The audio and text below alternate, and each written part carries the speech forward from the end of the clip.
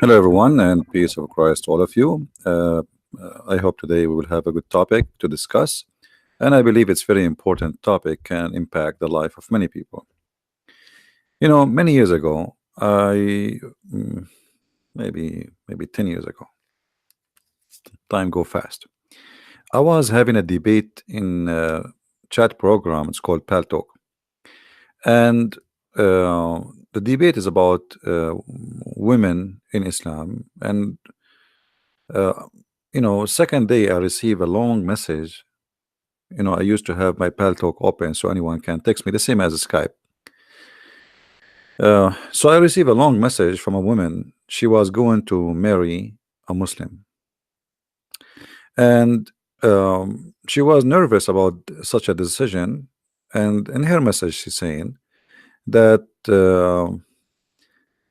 she entered Pal Talk in her wedding day. She was so nervous, and she's waiting for the car to pick her up, the limousine, which means she will get married like in an hour or two. And she's ready to go, and she decided to go to Paltalk. And then she's noticed there's a chat room talking about women in Islam, something like that, women right in Islam, etc. And she entered and she heard the Muslim saying that a Muslim man he have the right to beat his wife. And we have like this Muslim, he was a little bit honest, so he was saying things kind of how it, like, I mean, the way it is, not a fabricator. So this woman, she sent me a message saying yesterday there is something very important happened to me. And she told me the story. I never spoke to her. Actually, I never spoke to her even after that. She sent that message and disappeared. And she said she was going to get married from a Muslim, and then she heard the debate, and she told after she heard that, she called her future husband, and she told him she want to change the date because she is not sure. And she said the second she said that to him, he started threatening her, saying to her, do you know how much this has cost me? Do you know how much I spend money? I'm going to find you. I'm going to make your life miserable. I'm going, to the point he go to like threaten her life.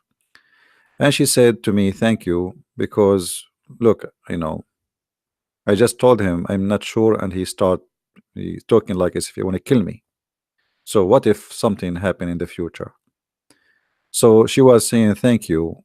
Watching your debate yesterday changed my life. Now, many naive people, they are driven by emotion. Emotion, like God, He created us with emotion, and emotion can be good, but emotion, it can be stupid if it is not wise. I mean, you have to you have to walk together, emotion and wisdom. When I do anything in life, like now, let us say I want to go and I like to visit the old ancient Assyrian buildings in Iraq, but it's occupied by ISIS. I mean, this is stupid, right? Let's say I have emotion. Let's say I am an Assyrian and I want to go there to visit my heritage, but that will be stupid. I have emotion, but my emotion will lead me into, I mean, they will kill me there. This is ISIS territory. They occupy it. Now for sure they are gone. But I'm saying that you should not be a fool by emotion. You have always to think wisely, and not only with Mr. Muslim man, anyone. I mean, uh, it's good to be in love. No, nobody's saying love is good. Life without love is useless. But love, not to the point you are a fool. So now, what is the problem with marrying someone he is a Muslim? First of all, we as a Christians, and I don't know, you guys, the one listening, how many of you is a Christian or not, but as a Christians, we cannot marry non-believer, and there is many verses in the Bible speaking about that in the Old Testament and the New Testament. So when you say I want to marry non-believer, when I say non-believer, I mean non-Christian, you are doing something against the command and the teaching and the wisdom of the Bible. Now for you, this is sin, this is not sin. I mean, if you don't care for the Bible anyway, I mean, why you think this is a problem? Then you can sleep around. There's many people, they take off their panty in 2 seconds, yet they claim to be Christians, the same as the Muslims. But that will not make a difference for you. If I show you a verse say that this is wrong, right?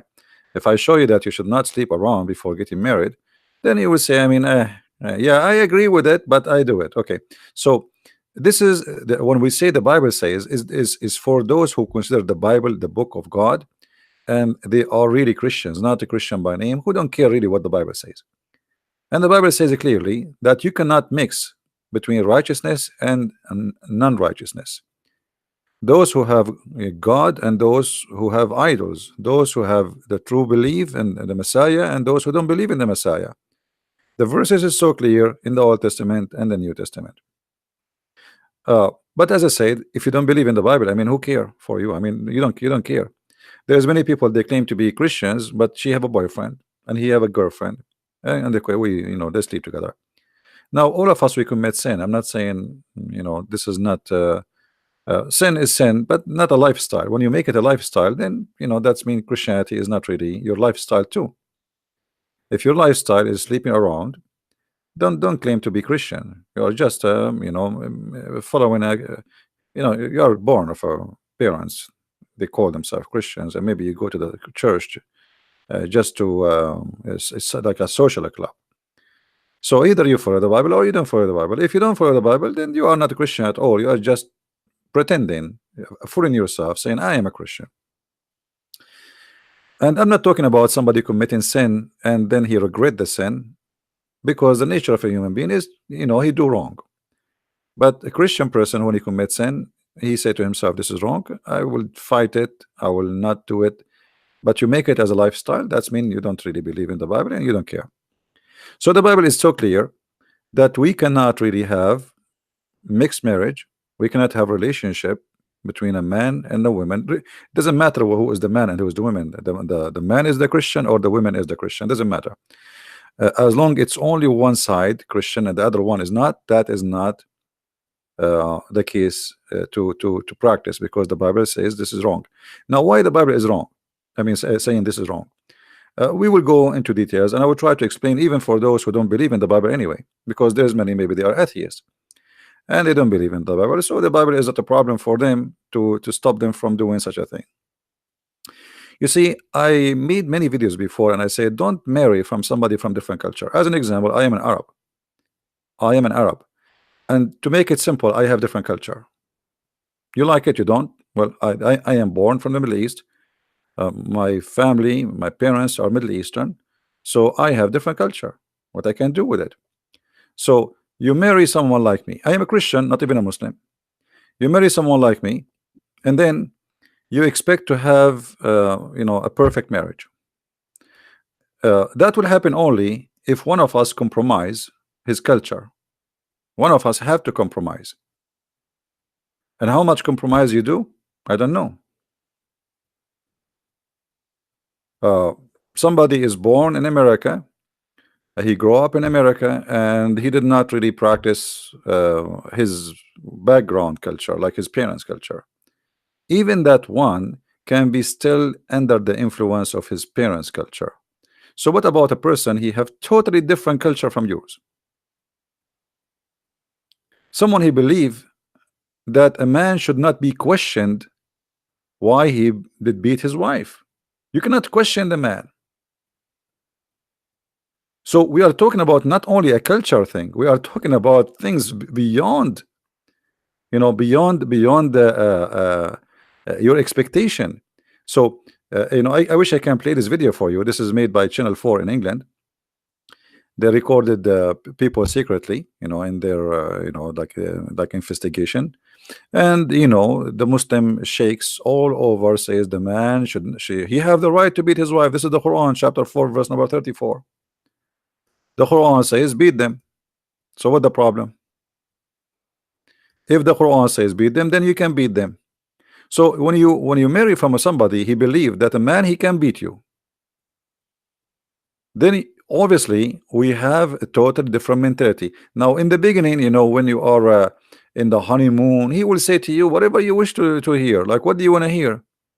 Actually, all men, in order to get to the panty of the women, they say whatever they want the women she like to say to hear. Right? Not only Muslim men. He say to you, I love you. He say to you, I'm crazy about you. He say whatever he say, just to get what he want. But then later the stories will be different. This is what the Muslims believe about women, and this is their holy scriptures. Holy scriptures, in case you do not know, mean that is no question about it. There's no compromise. This is holy for them. So the man is in charge, and by the way, in Christianity, the man in charge too of the house. That will not be the difference. But the difference is what a charge mean. The man in Christianity in charge, that he is the one who sacrificed himself, the same as the Messiah. He sacrificed himself to the church. So the Christ, he said, like the man, he sacrificed himself, he gave himself the same as the Messiah, he gave himself to the church. So the Messiah, he made the women equal to the church, and the man is the same as the Messiah who gave himself. So in charge here is not to humiliate you, but to sacrifice himself, which means his number one priority in life is to make his family happy, and his family means his wife, his children, not to think about himself, and he is number one. So in charge in Islam is different.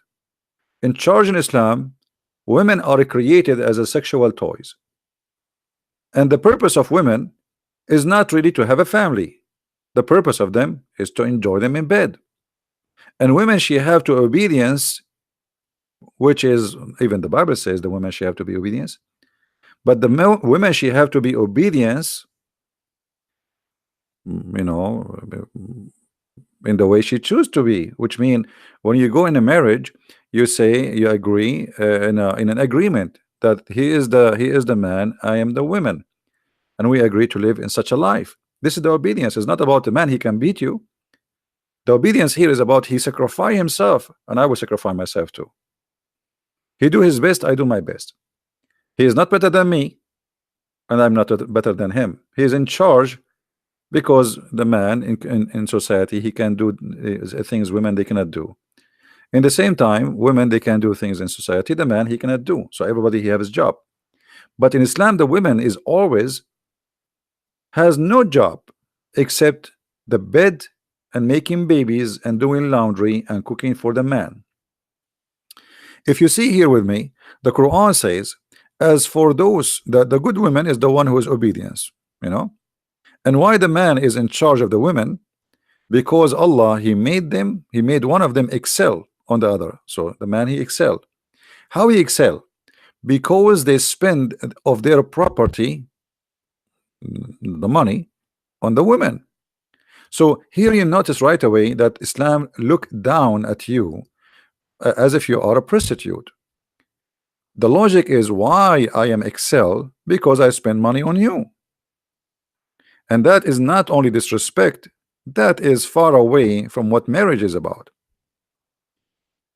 Marriage is not about I spend money on you, because the woman, she is doing her work too. You see, if you go outside and you make money, and she is staying home, but you don't make money, doesn't mean you are better. She can work outside too, and she can make money. But her job inside the indoor is something the man, he cannot do. It's equal, and maybe more important. But Islam always think about the women, that this is what you are made for. You are just a maid at home. You are the one who wash dishes, you feed the kids, you feed the husband, and before he sleep, you do some happy Indian massage for him. Do you understand, guys, what I'm saying? The mentality is different. So if I spend money on you, that's mean you became my prostitute. This is prostitute mentality. Women, she is like a prostitute. You spend money on her, so you expect what? Return. And what is the return? The return, you'll be obedience. And not only that, you see, if you are a maid of somebody, okay, well, but still the boss, he cannot beat you, he can fire you. No, in Islam, he can beat you. Our obedience guarding their secret as Allah He told them, and then as for those whom you fear rebellion, admonish them and banish them to bed the parts and discourage them. Here the translation, by the way, is very much big fat lie. In different translation they say to you first and second, and they add things which is and some of them they say to you beat them lightly, which is absolutely stupid and doesn't make sense. And we know that it's not beaten lightly. You know, we know the hadith where Aisha, she said a woman, she came to Muhammad and her husband did beat her, like even her clothes became greener than her skin became greener than her clothes. And Muhammad, he took the side of the man against the women, as you see here in the hadith. Now Aisha herself, she affirmed that she never saw any women she is suffering as much as a believing women. Read carefully with me. The women, she came to Muhammad to complain because Muhammad is the ruler, and she said to Aisha, she saw Aisha, and then she was wearing a green veil, and Aisha, she said she showed her a spot in her skin from beating, caused by beating. And it was the habit of the ladies. Look how the Muslim mentality, the habit of the ladies to support each other, which means this is not right, but this is the habit of the ladies. You know, ladies are women, you know, ladies support each other, support each other. So when Allah apostle came, Aisha said, I have not seen any women suffering as much as a believing women. This is summarized for us the life of women in the time of Muhammad. They have no just life. She never saw any women between the Arab suffering as much as who? As a Muslim women, which means Muslim women is the most of us who suffer. I mean, all of you speak English better than me, and I think the meaning is so clear, correct? So a believing women, she suffer a lot. Suffer a lot from what? Beating. And if you read the whole story, Muhammad, he did not even ask the man why you did beat his wife. Not only that, Muhammad, he took his side, and the man, he did beat his wife because the women, she don't want to sleep with him. So Muhammad, he told her, you cannot do that, which means he took the side of the man. He's right, he had to beat you. And he told her, you have to sleep with him. So Islam promote rape, because if a woman, she is your wife, doesn't mean you can force her into sex. But Islam not only force you into sex, the man, he can use violence with you, beat you, and rape you. And this is why you see in YouTube someone like this idiot saying, teaching the truth about his religion, saying a man should not beat questions why he hit his wife. In another video, this Muslim cleric, you know, he's saying Allah honored wives by instating the punishment of beating. You see that you are honored. You are honored. This is not something bad. So if I want to honor you, I will beat you. Any women like that? Who here is a lady like to be honored? You know, we have a lot of honoring followers of Sharia law. They would love to honor you. All right. So Muslim women are lucky to be beaten. This is what this guy is saying. And this guy, he's saying, what's wrong with that? I mean, what's, you know? And not only that, in the video actually, that they were saying women, they like a harsh man. And they say, according to study, Muslim, they fabricate studies.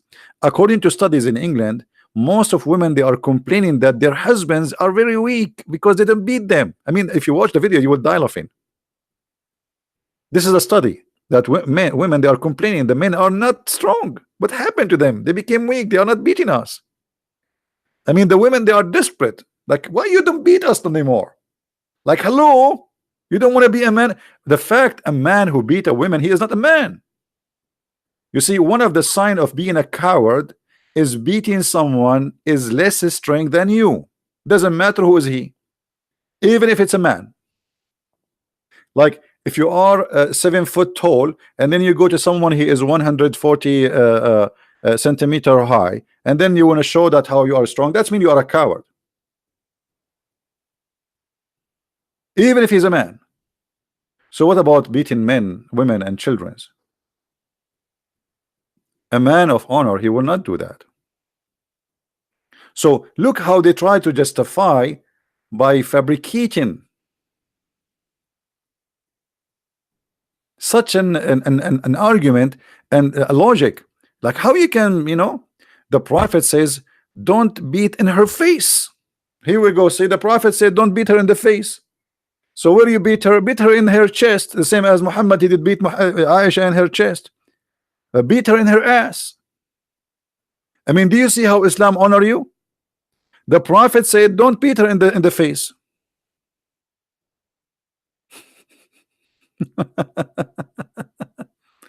So imagine you want to marry someone believe in this, and then you are expecting, and then you see some people, they are making articles about I married a Muslim. Yeah, we just see in a few years what you will say. There is a woman in Paltalk. She used to work in an radio station in England, Islamic radio station. She married a Muslim, and she have from him kids, and they made her convert to Islam, and they used her for many years to speak in the radio station, so she would have fooled many women to convert to Islam, and God knows how many women were fooled by her. And then her husband went to Jordan. He's a Jordanian, and then he started going to Jordan like every 2-3 months. The husband don't work, the wife, she work. She's the one who had the money. Where are you going? To Jordan. Where are you coming from? From Jordan.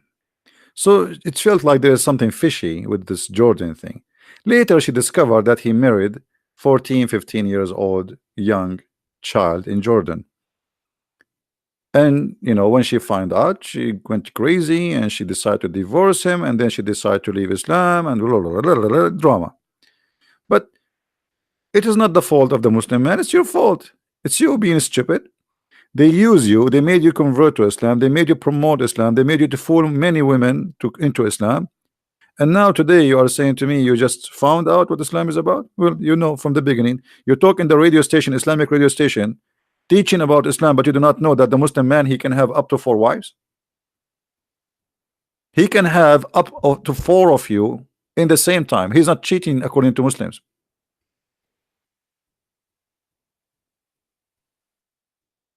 A Muslim, he do not need to cheat in order to sleep with someone else.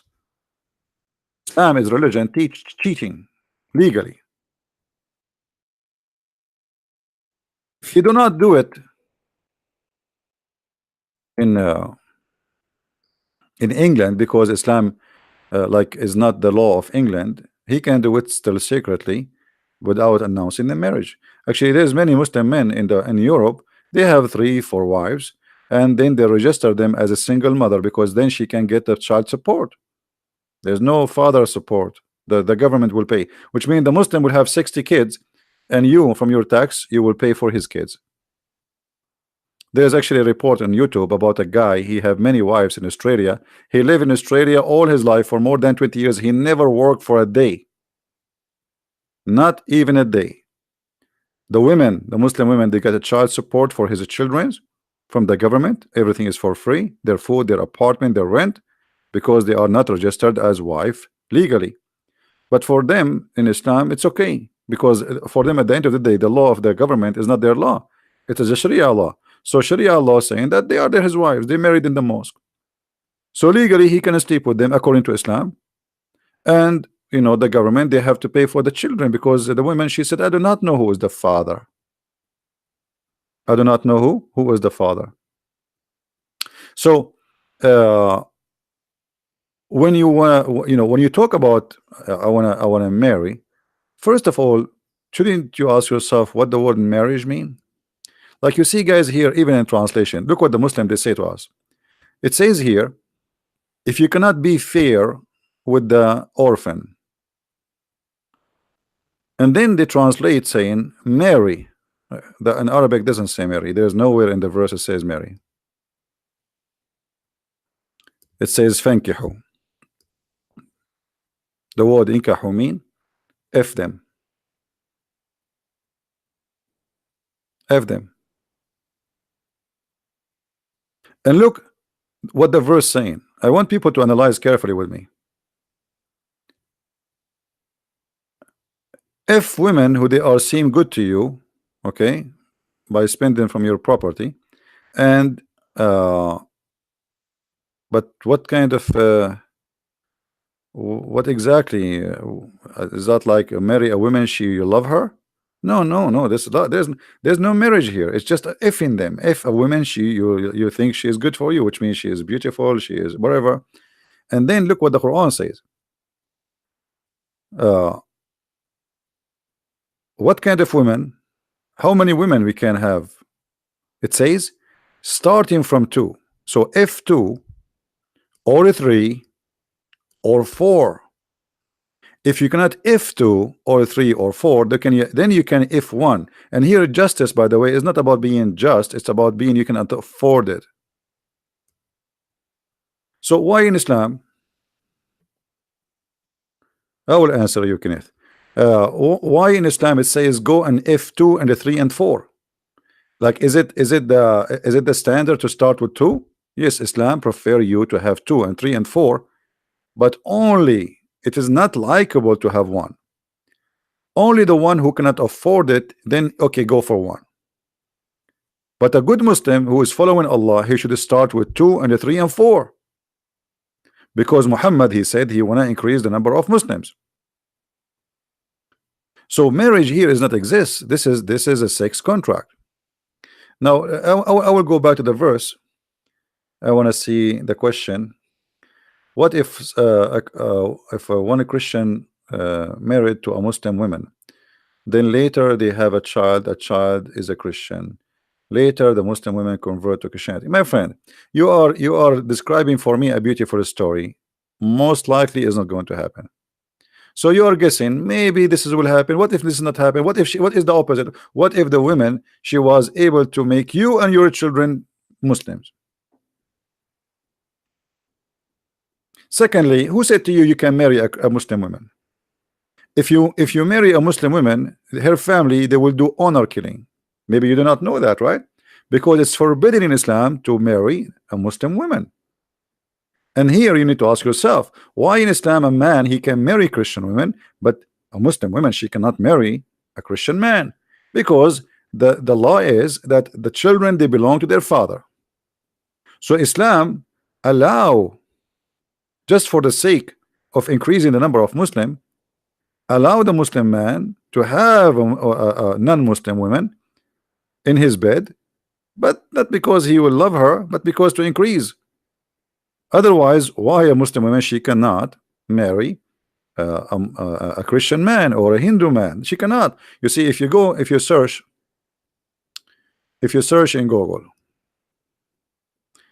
Tunisia just left the ban of marrying non-Muslims, but this is the only country in the Middle East did that, because they are trying to they are under the influence of many European many Tunisian, they live in Europe.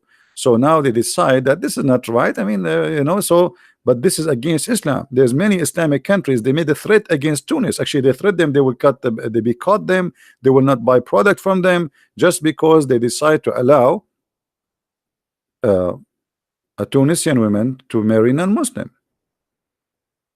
Why a Muslim woman is not allowed to marry non-Muslim? This is Islam Online. You can search on the internet. So the point of marriage here, obviously, there is something fishy. I can marry from you as a man, but you cannot marry. I can marry your sister, but you cannot marry my sister. Why? Oh, because you are a filthy pig, and then if you marry my sister, you will make her kids Christians. I'm a Muslim, I will marry your sister, and I will make her kids good, which is the Muslims, right? So this is the logic. They are not marrying really. It's a agenda. It's an agenda to promote the number of the Muslims. So you will be naive if you think, okay, well, I'm going to marry a Muslim woman, and then the kids will be. It might be the opposite. Actually, most of the time, it's going to be the opposite, because Muslims are very well trained to attack Christianity, and everything in Islam is based on attacking Christianity. So this woman or the man you marry, he is already full of it. All his life he is hearing articles, Quran, the Christians are bad, the Christians are actually, and here, by the way, you will see the hypocrisy of the cult of Islam. How in Islam it says you cannot take a Christians and Jews as a friends, and then in Islam it says, you know, okay, you can marry from them. For the sake of promoting the numbers, they are willing to do so, right? If a Muslim cannot take you as a friend, that means your husband cannot take you as a friend. Let us say you are a Christian woman and you want to marry a Muslim, and you know obviously you are not really too much of a Christian woman because you don't care for the Bible. For the Bible says it clearly, you know, you can go to Corinthians, you will see clearly it says you cannot do that.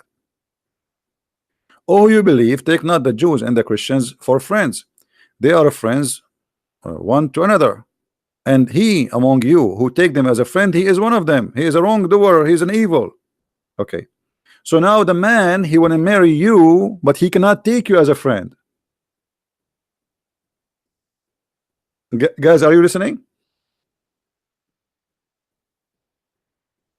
Did you notice something wrong here? Did you notice something wrong? He is willing to marry you, but Quran forbid him from taking you as a friend. So what are you? You are a, you know, just a sex partner. Islam does not promote marriage. You see, this is why the Quran did not use the word marriage. Let me find you, because some Muslim, they will say, oh no, the word inkahu, it means marriage. Absolutely false. Let me show you the reference.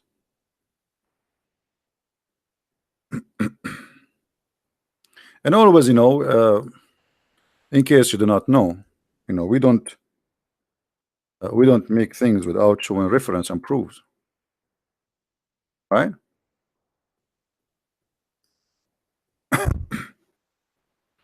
Otherwise, talk is cheap, right?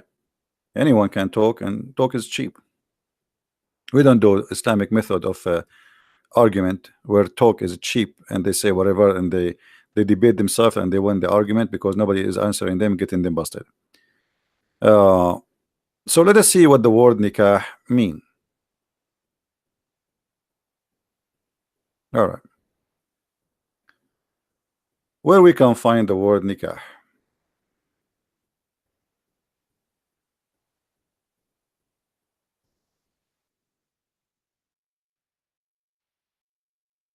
Here you will see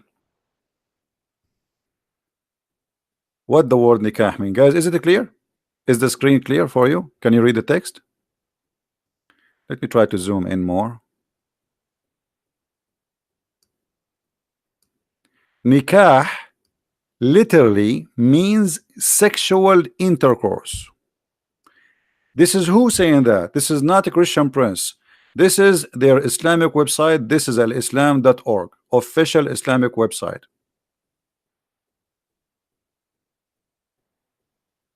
Did we prove it? So what the term the Quran use, which Muslim they claim it's a marriage, F them. Have you ever heard of a God saying go and F2 and the 3 and 4, and if you cannot afford it, F1? He could not even use the word marriage. He used the word F them. So you talk about marriage, they talk about effing you. Excuse my language. Are you getting the point? So not only we have different culture, we have different definition for the relation you are going through. A Muslim, he can divorce you easy because he is not marrying you, he is hiring you for sex. You can go right now and let us search in Google. Give me a second. A Muslim man, he can divorce you by a text message, as simple, as easy as that.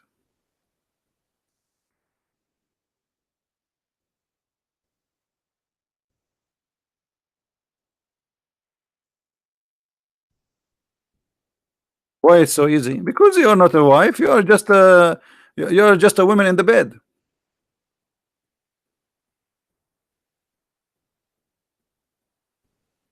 All right, look at the divorce by text message.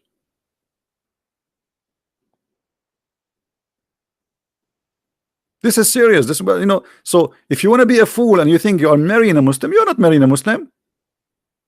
You are marrying a text message. This is how you important for the man, to the point, okay, I'm driving my car, okay, you are divorced, all right, nice to meet you, now take off your panties and get out of my home.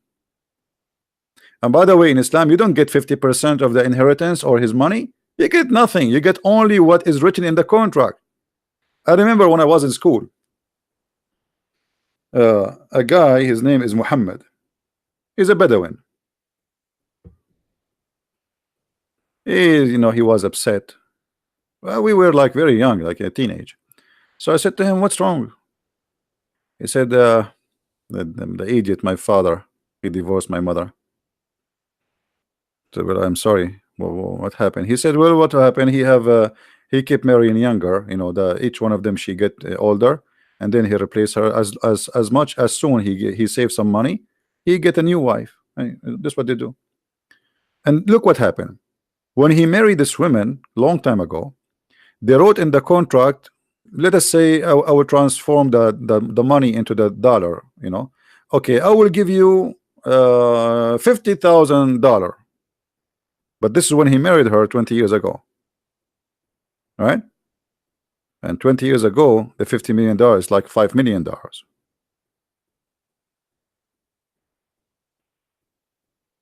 When he divorced her, the money she got from him is what is written in the contract. He said it's not enough to buy a TV, which means it's not even equal to a $100. Imagine. So she spent most of her life washing his underwears, taking care of his family, and now she have to leave with less than $100 in her pocket.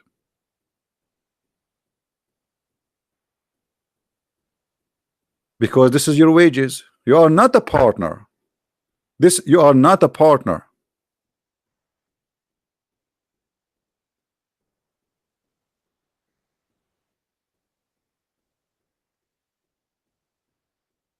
So if you think you are getting into marriage, I say to you, sorry, you are being a foolish person. This is not a marriage. Can a divorce occur by text message?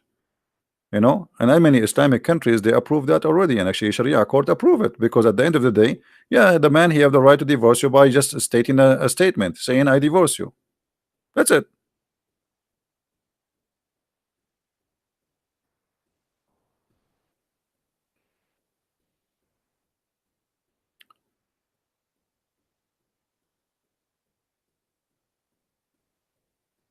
Be serious, guys, in the text, please. Well, what we are talking about is serious, but maybe some of you is taking it as a joke.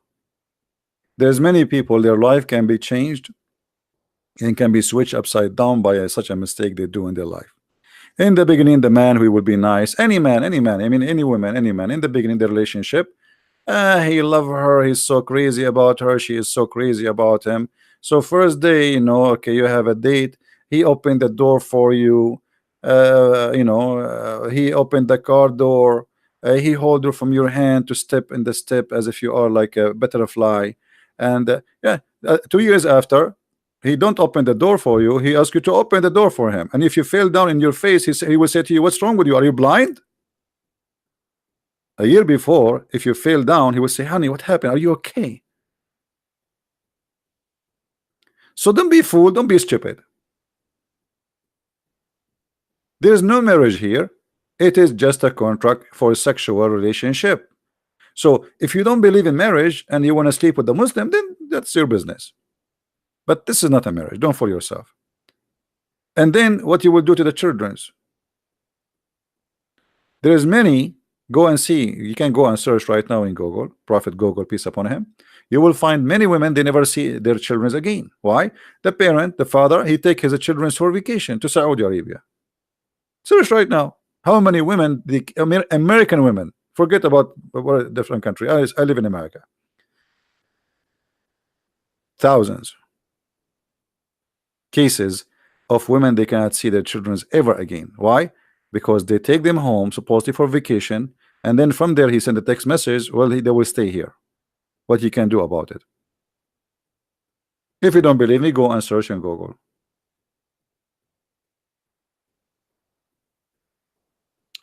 Yeah, Muslim, and Muhammad himself, he did that. You know, if you don't remember the story of Sauda bint Dama, she became old, and according to the hadith, with my respect to everybody, I don't want to use like word which is not nice, but obviously she became old and ugly and fat and whatever, you know, all the terms you use in a street, you know. I'm just trying to make it just as it is. So actually, there's a verse about it in the Quran. You see, in the Quran it says, if a woman, if you fear that they are doing the shoes, you beat them. You beat them. But if the man doing the shoes, look what the Quran says. The same act.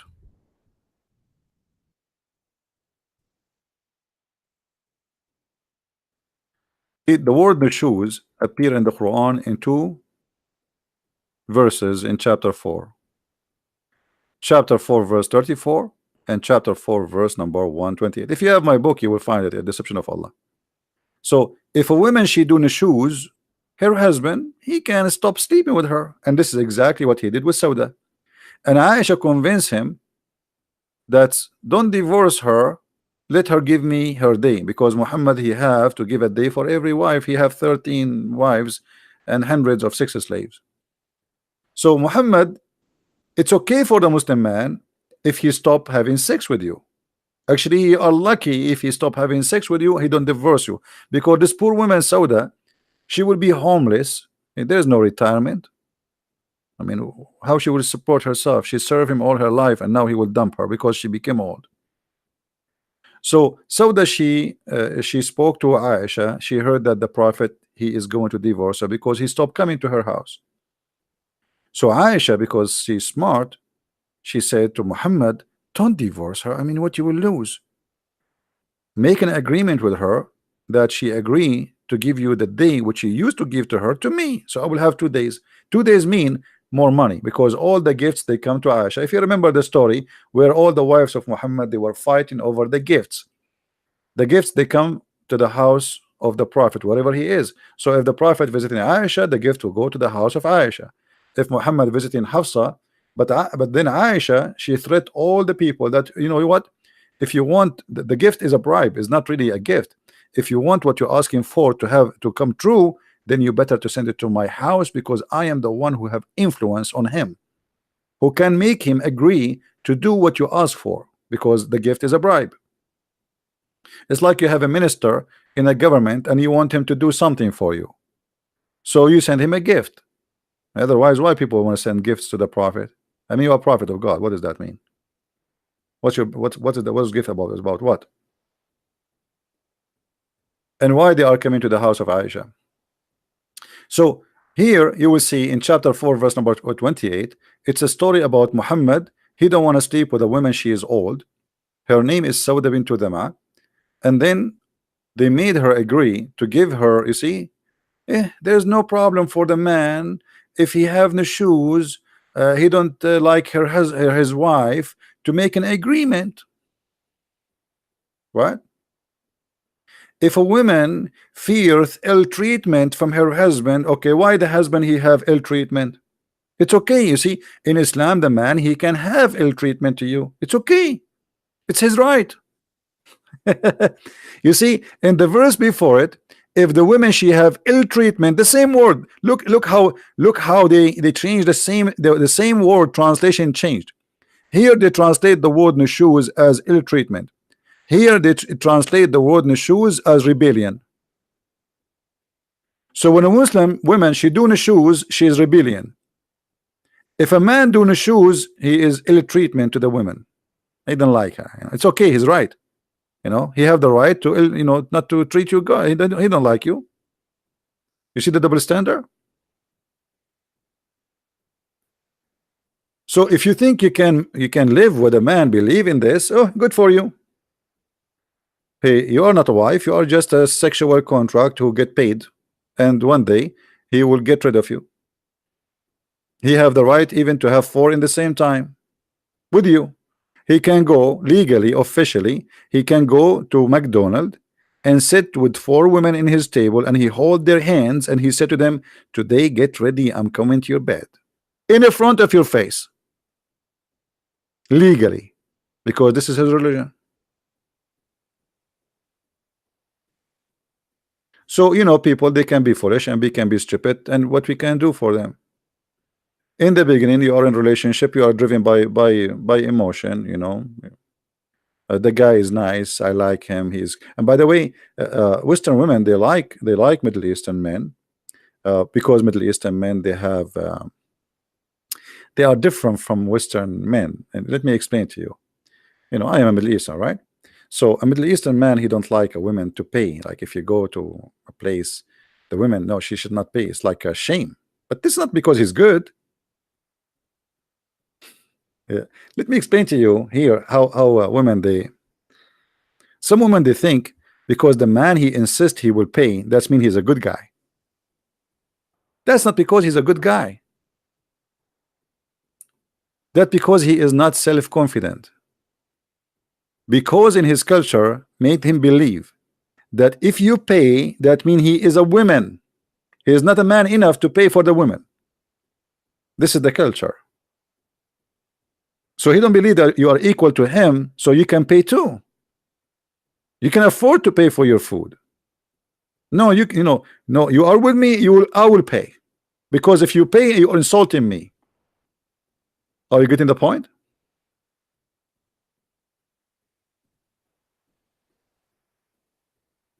Do you guys understand me? It's not because he is he's better than a Western man. No, because he look at you down. You are under his this is what you see. This is why the verse there, it says, why the man, he is in charge. Do you remember, guys? Why the man is in charge? Who remember the verse? Why? Because they spend of their property. Do you understand, people? He spent his money on you so he can enslave you. It's not because he is a good guy. He spent his money, so now you have to be what? You have to be obedient.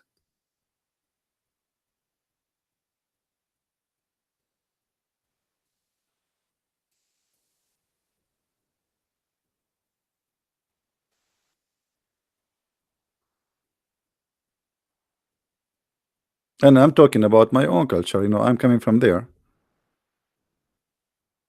And even some Arab Christians, they do that too. I mean, they think because they spend some money on you, it means they own you.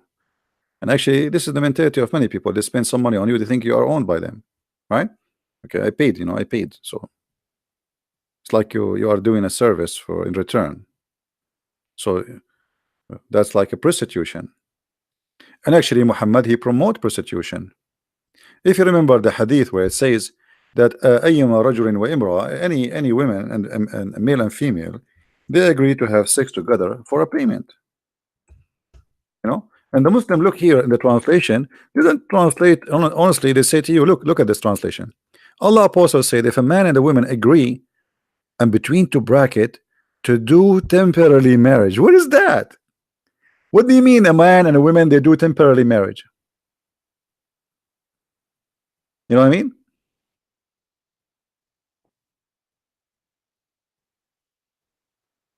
Have you ever heard of a cult like this? A man and the women, they agree to do what? Sex. Is that sex because they love each other? No. Here, what Muhammad is talking about, there's a condition. If we search right now in Prophet Google, let us do that. We can search for conditions of mut'ah. Let's see. I will search in English so you can read with me. Conditions of mut'ah. There's conditions. What is the conditions? Let me find you the conditions. All right. The 4 pillars of mut'ah.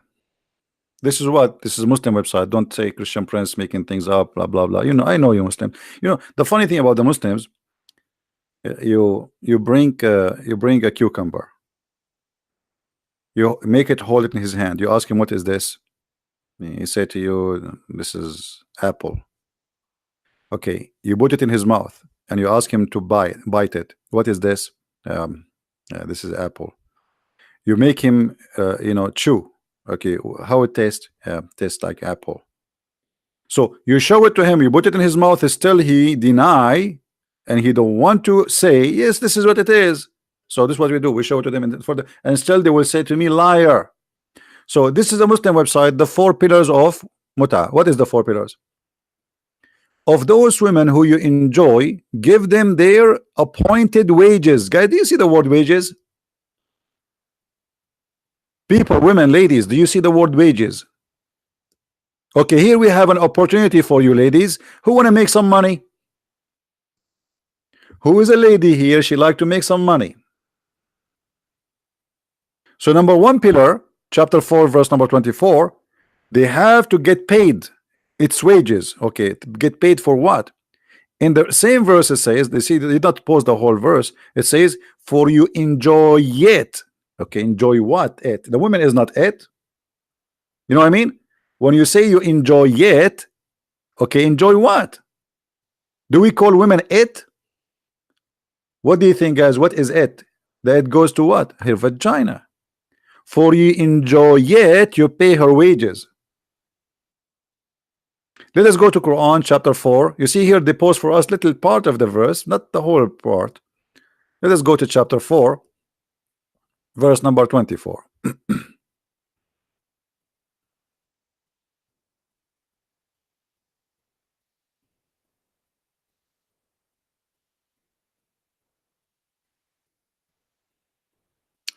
Okay, it says,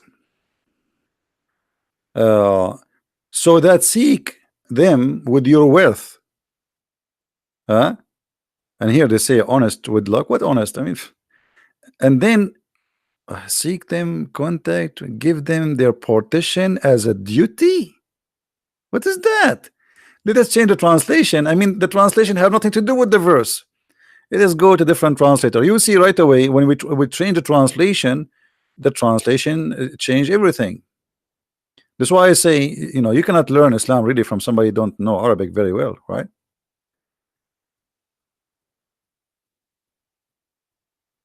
Yeah, the word for marriage is zawaj, zawaj.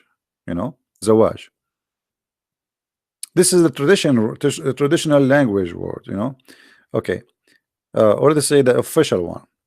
And here you will see, okay, seek marriage by money. Bridal money given by the husband to the wife in the time of the marriage. That's not true. And look, from your property, desiring chastity, not committing illegal sexual intercourse.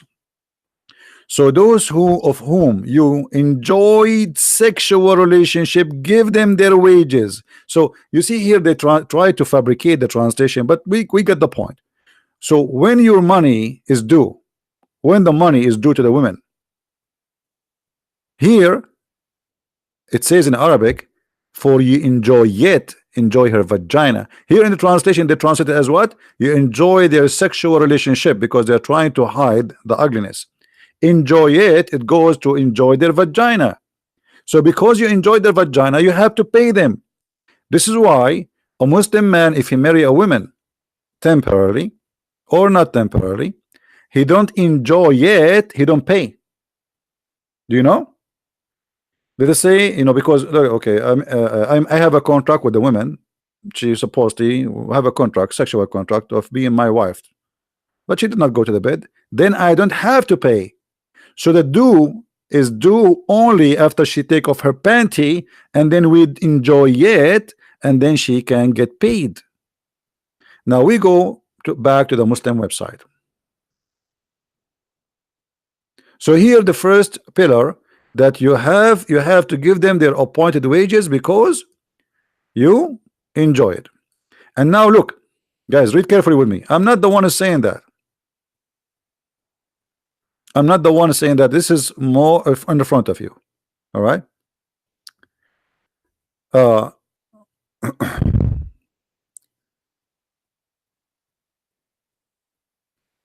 Are all employed, the women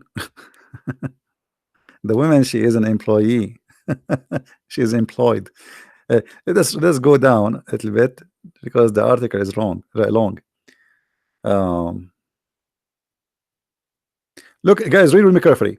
Does it say as it is a rented women? Does it say muta considered as a kind of rental, or I'm lying? Do you see it, guys? Does it say muta is a kind of rental and she is a rented woman?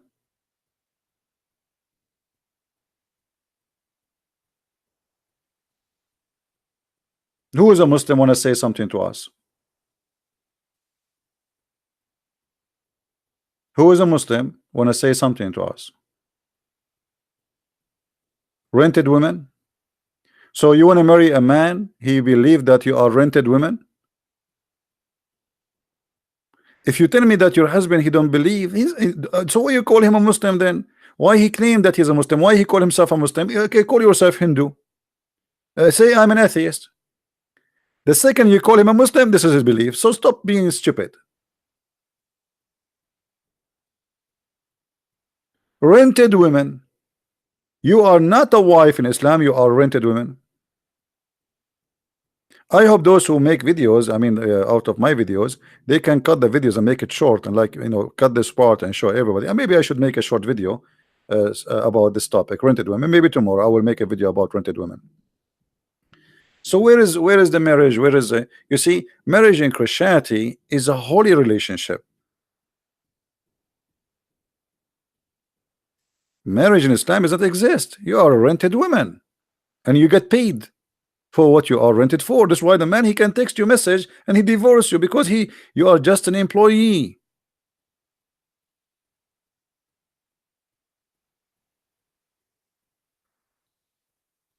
So how you can share family with somebody believe you are nothing but a rented woman, and anytime he can replace you. You get older, you know, a man, okay, well, I'm married now.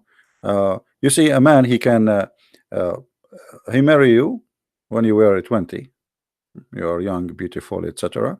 And then after a few years you gave birth, and then your body change and etc. And then he find a new rental woman. That's it. The only reason for a Muslim man to stay with a one woman if he cannot afford it. That's what the Quran say, not me. Correct? If he can afford it, he have the right to replace you. Like now, there is a bigger TV and a 65 inch, 70 inch. Why you want to stay with the one is 20 inch? This is the mentality. So how we can consider this as a marriage?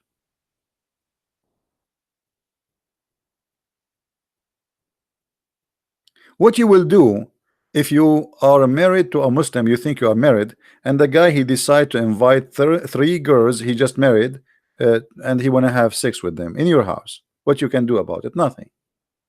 Nothing. What you call the police? They would. Even if you call the police to say my husband is beating me and he's raping me, they will go and take his side. Do you know in the Middle East that if a woman she leave the house of the husband without his permission, the man he can call the police and you will become wanted in the whole country? You will stop in any checkpoint, any airport, and they will put the cups in your hands and they will bring you home like a goat. This is called Baytut Ta'a, which means the house of obedience law. The house of obedience. The man, he can arrest you. He called the police. My wife, she left me. Okay, the police right away, they will make a report. What's her name? Give us her information, and then she will become wanted as if she is really a big fat criminal. And the second you get arrested, they will take you like a goat, and you will be humiliated in the front of the public because everybody will disrespect you because you're a bad woman. You're disgusting. It doesn't matter if your husband beat you or whatever he is doing. Still you have to obey and you have to stay. So I don't know. I mean, if what I can show you tons of things. I mean, you can search and search, but don't be fooled by a woman. She say to you, I married a Muslim man, he's a nice guy, and okay, let us see after a few years. Let us see for how long this nice guy will be there.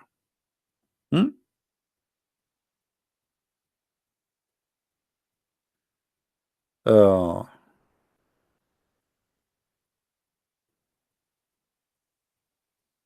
and then, by the way, here they continue explaining the formula. The formula. There's a formula. What the formula? You have to make a declaration. Since it is a contract. Do you see the word contract? Did I say to you there is no marriage? It's a contract. Did I say contract? It's a contract. What is contract? Contract for sex. Rent. She's rented women. You know, we did not make it. It's in front of you. Huh? She is rental. I mean, even the words they use is really beyond imagination. Like rental. Muta considered as a kind of rental. I mean, what kind of a cult this cult is? And now you have to make a declaration for the rental. You rented this woman. You should tell, okay, I rent you. So the woman, she says, okay, I agree to rent me.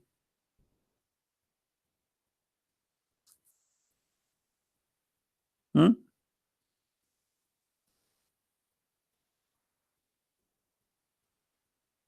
Yeah, they say to me, you're a liar.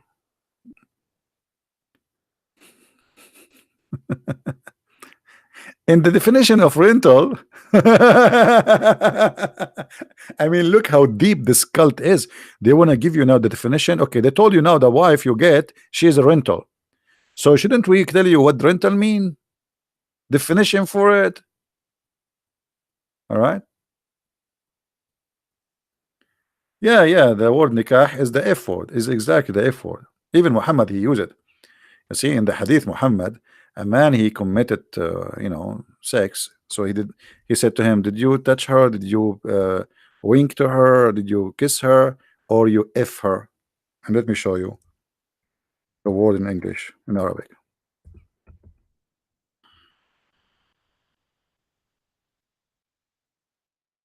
All right, here we go. This is the word in Arabic as it is in the screen. Did you F her? If you go and read the translation in the English, they don't say, "Did you F her?"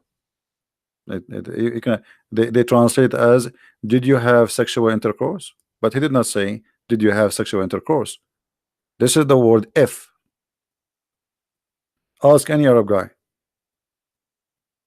Did you F her?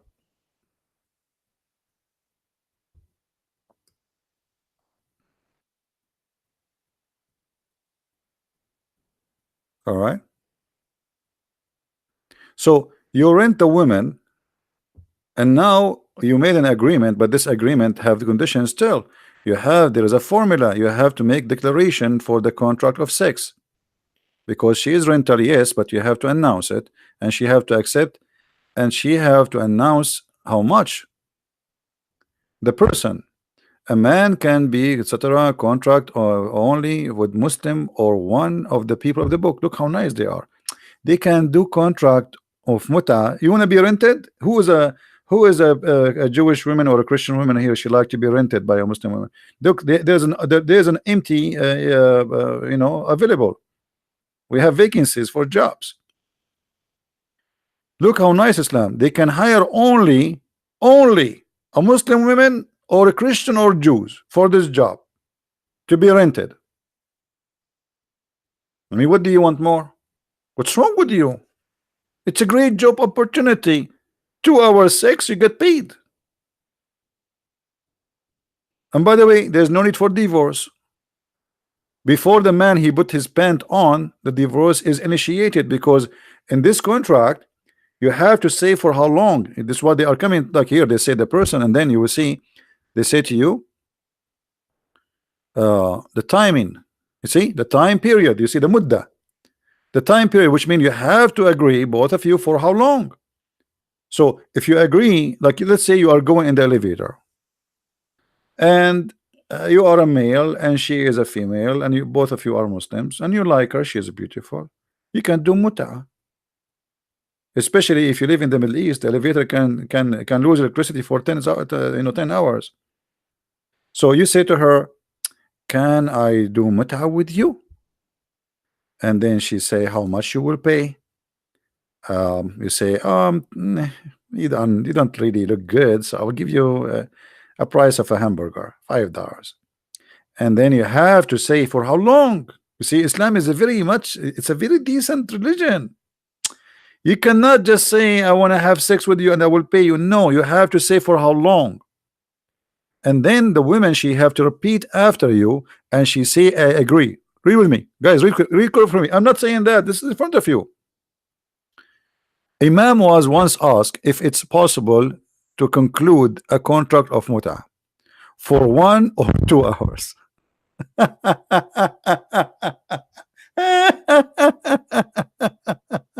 Unbelievable. Okay, 1 or 2 hours, and they call it marriage. They call it marriage. And look at the answer of the Abdul, the Sheikh, the Imam. He says no time limits,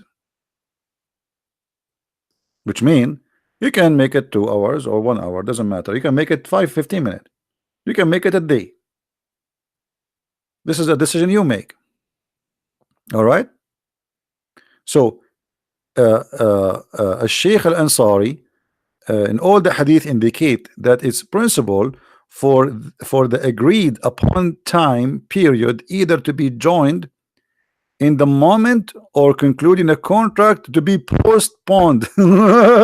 Not now, I'm busy now, so our muta will start tomorrow at 6 o'clock. Unbelievable. I love it. You want to contact me, people, they will post my Paltalk.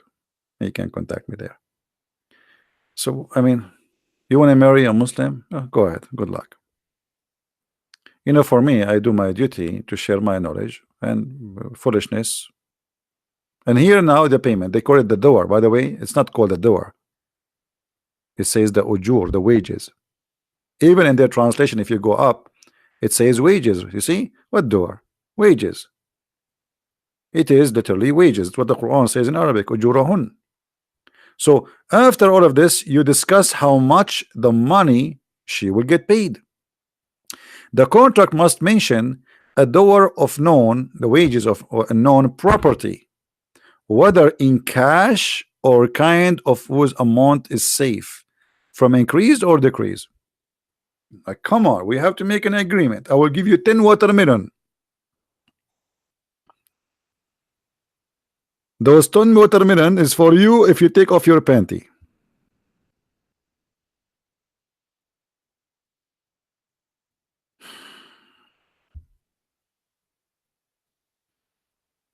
So to make it simple, when you want to have a relationship, you have first to find someone you have the same definition for life around you. Definition, very simple. I mean, when we say this is right and this is wrong, what is right for him is very wrong for you. So how you can marry this man? Are you getting my point? In order to have a relationship, to live together, even if you are a believer or not believer, this is your business. Maybe you're an atheist, but living with somebody, you have to reach an agreement. In the beginning, a Muslim man, he will say whatever you want. Oh, don't worry, I am very open-minded. You can wear a short skirt.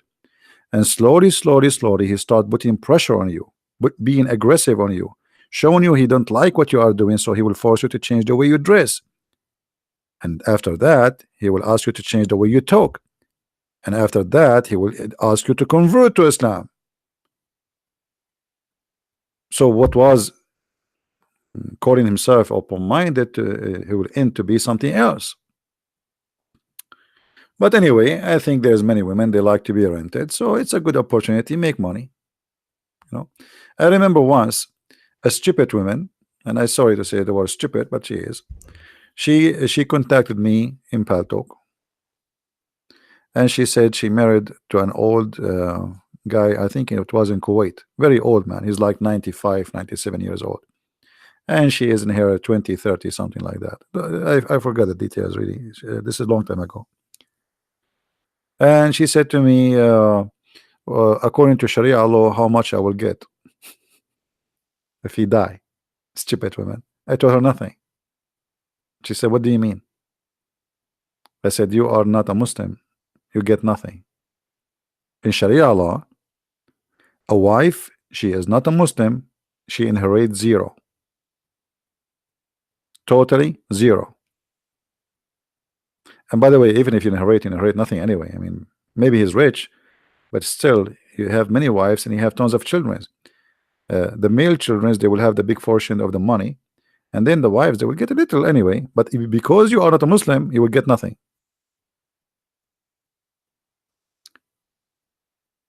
Zero. A non-believer cannot inherit a believer. That is an Islamic law.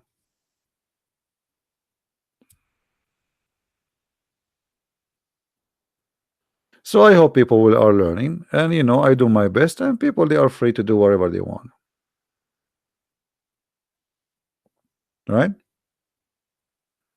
You see, always when you talk about marriage, you have, like, maybe I should make a different video. Maybe I should finish this one and start a new one. You see, the problem is most of men and women, they are not mature.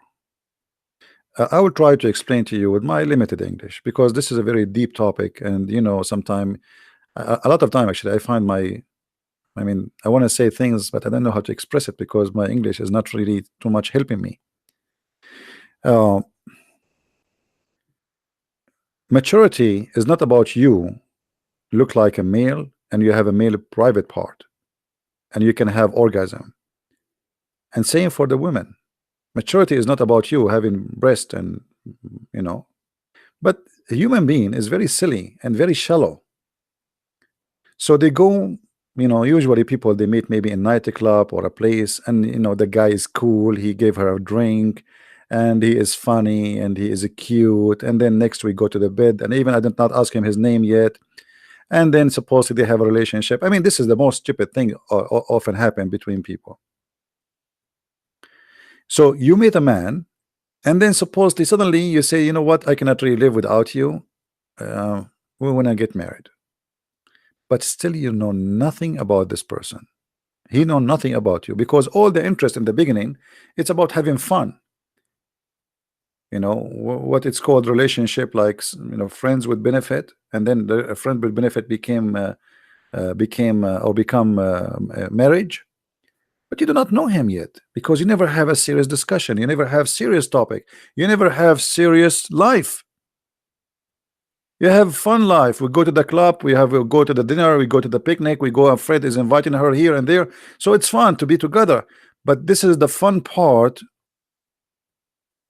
And then when you get involved with real life, then you notice that this person you get married from is not what you think. He's far away from your dreams. But he was the same as before, but because you were a fool and you never asked a serious question before, you were busy asking him what music you like, which actor you like. I mean, all of you know what I'm talking about, right? Silly questions. I mean, what that will make a difference? I mean, what? So they ask all kind of stupid questions, but they never go deep to inspire the personality of this person. What is your favorite wine? I like that wine. I mean, what a conversation. Supposedly now this is a deep conversation. So when you are shallow, you get a shallow marriage, and you get a shallow relationship, because it was shallow, it will stay shallow, will end shallow. And shallow is very simple to be destroyed. When little wind come, you have no roots. The wind will unblock your plant so easy. I don't know if what I said is clear or not. Red Rabbit saying, can God die? CP. Yeah, Red Rabbit, this is stupid of you, and this is very normal from a Muslim to be like that, because when you say to me, can God die, you are saying that God, he is God if he did not die. Correct, guys? Is that correct? Let's go move to this Abdul. Let me teach you how to get Abdul busted. You see, I never saw those people, they have low IQ.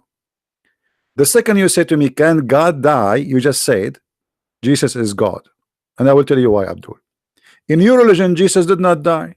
So I want to ask you, why Jesus did not die? I'm using your logic.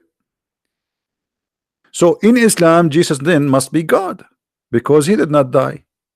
After 2000 years of Christ was exist in Israel, you Muslims believe he's alive.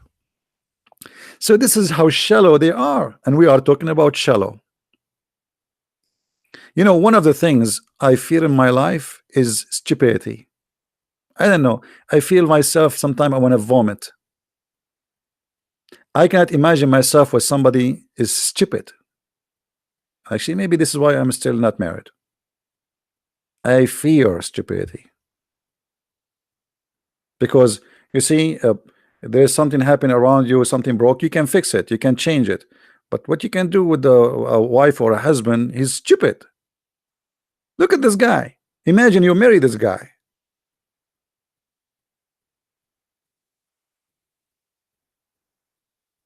Imagine you marry a guy who have little brain like this. Jesus, how Jesus can be God? Can God die? You Abdul, you Muslims, you yourself, you believe that if a human being he die, he will be tortured in the grave. Now I want to ask you, you are dead and you will be tortured. Stupid. You are dead. So how you believe that a human being die and that will make him not God, but yet he is dead and he is going to be tortured? And not only that, there's 99 snakes have 9 heads. They will go inside your anus. I don't know how big your anus is, but I would like to see how big the garage will be in the judgment day.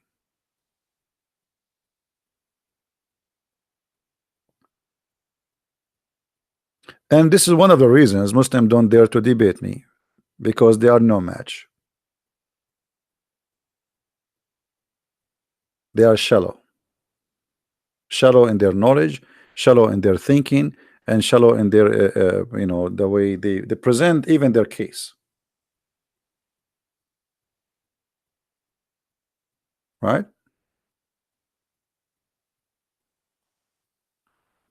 So, you know, always when you wanna, you know, and this is my advice for everybody, and you know, you don't have to listen to me. I mean, you maybe are maybe you know better. I'm not here to tell you what to do. I'm just sharing my opinion that don't be shallow when you meet somebody. Otherwise, you will have a shallow relationship. Even if he is a man of God, even if he's a Christian, so what? You have to go deep. You have to, you know, like ask serious questions about serious matters. Even speak about politics. Even speak about issues happening in real life. Don't waste your time talking about the music and you know, serious stuff. And you know, I mean, that will not take you anywhere. You have to really to see how much you both, how much deep you are, and how much you are in agreement or disagreement, and what is the biggest disagreement between you and how serious it is. Same as what is the biggest agreement between you and how serious it is, right? Watch my blood pressure. Oh, okay. So this is my advice for everybody. Don't go by the look. There's many people, you know, you know, when I was a kid, I was a teenage, and then I saw a girl. She was so beautiful, very, very beautiful, and I want to talk to her. You know, a kid, like a teenage. I don't know. I was like maybe 15, 16 years old, and all time I'm talking about her. Like tomorrow, I'm going to talk to her. Tomorrow, I'm going to talk to her. You cannot believe how beautiful she is. And then the second day come, and I decide to talk to her. And I went, and the second she start talking, and I saw how silly she is, I could not believe it. Even at that time, I'm just a kid. I could not believe it that I wasted the day yesterday thinking about how I'm going to make an excuse to talk to her. Silly, stupid, you know, shallow. I mean, she's so beautiful. So beauty can disappear. Beauty disappear fast, and that is natural to happen. So it can disappear because the person start is, you know, talking ugly, acting ugly, being bad. You forget about the beauty. The beauty is something you see first impression. You will be impressed by it. Okay, she is so beautiful, or maybe he's so handsome. But then after that, you don't see that. After that, you see just the person, whoever he is. The beauty will be normal. Even a person, like in the language today, they call someone is beautiful, somebody is ugly. But I don't believe in that, because ugly can be beautiful too. So you see someone first time, oh, he don't look good, but you start talking to this person, man, this person really good to talk to. I enjoy his company or her company. So the beauty in the beginning maybe attract you, but it can be fake, and it's, you know, it will later will destroy your life. So try to be more deep and not to judge, as you know, as they say, you know, you judge the book by its cover. And there's many people actually, they buy the cover of the book, they don't buy the book. This is why if you go and watch TV, you will see a bunch of girls wearing short skirt. You know, I don't see any women there. She don't look good. I mean, look at them. Open Fox News. What is that? It's like a show in the morning. A bunch of girls wearing very short skirt. They are blonde and they are tall, and they are, and even their teeth is perfect. Their eyelashes is like an umbrella. Their hair is wow. I mean, and their smile is there even before there's a joke. Fake smile, fake face, fake, because people, they learn to be fake. They like to see something fake. You know, we used to this culture. Fake is appealing, right? Fake is appealing. And by the way, maybe if you stay, like if you talk to me in person, you will not like what I talk, because I'm a serious person, and I can be very funny too, but still you will not like, because it put too much pressure on you. You know, because even my joke is going to turn to be something will make you think, and thinking is very, I mean, it's not good for many people. Why I want to think? I mean, thinking? Why I want to think, right? And you know, sometime foolish person, foolish man, they will be perfect with foolish women. Try to find your match.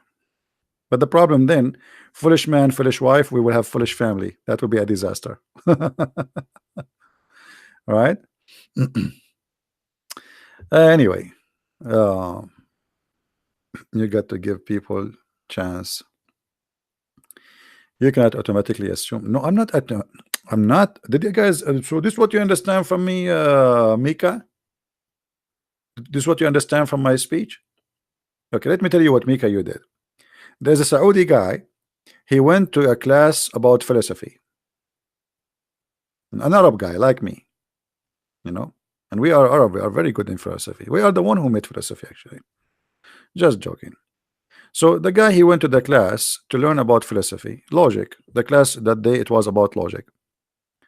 So the Arab guy, like me, let us say it's me, so nobody will feel offended, said to the teacher, "What is logic?" The teacher said, "Well, logic is to know something from something." The guy, he said, "I don't understand. What does that mean?" He said, "Well, I will ask you a question now, and from that question, we will see how we can find more information about you." I said, "Okay, that's interesting." So the teacher said to the man, to the student, uh, "Do you have chain in your home?" Chain. The guy, he said, "Yes." He said, "Uh-huh. Now, as long you have a chain, that's mean you have a dog." The guy, he looked at the teacher like, "Wow, yeah, true. I have a dog. How you know?" He said, "As long you have a dog, that's mean you have a big yard, you have a garden." He said, "This is true. Yes." He said, "As long you have a chain, you have a dog, you have a yard, and garden, that's mean you have a nice house, big house." He said, "Yeah." He said, "As long you have a dog, you have a chain, you have a yard, you have a big house, that house need a lot of care, and that's mean your mother, she is a very good woman taking care of the house, such a big house like this." The guy was like, "Wow." And now what he learned, that because of the chain, he was able to learn that his mother is a good woman. Logic. So now this guy, he want to practice the logic which he'll just learn from the teacher. So a good woman, according to the logic, can be known if you have a chain or not. So he went in the street, he said to a guy, first one he met, hey, do you have a chain? Do you have a chain? The guy, he said no. He said, okay, your mother is a whore. Because his mother, she don't have a chain. This is what he learned from the logic, and this is what you did make in Mecca. From all the speech I made, you come to the conclusion that I was talking about the chain, and the one who don't have a chain is a. Take it easy. Change your drink.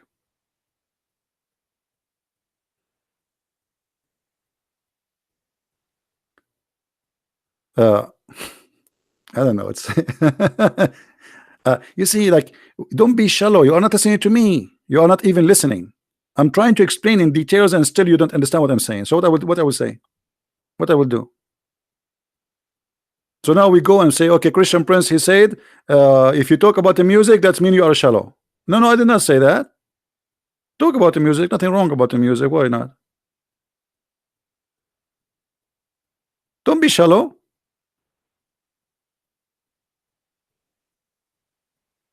We are saying you have to dig deep and try to understand the personality of the person. Ask about something serious. Speak about divorce. Speak about children. Speak about how family can work, and try to see really a serious opinion, not just trying to say something in front of you. Talk about a person who have a problem. Let's see what this opinion of this guy about this problem, how he will solve it if he was in the case, and then you will know what he would do with you if both of you became in such a situation. Right?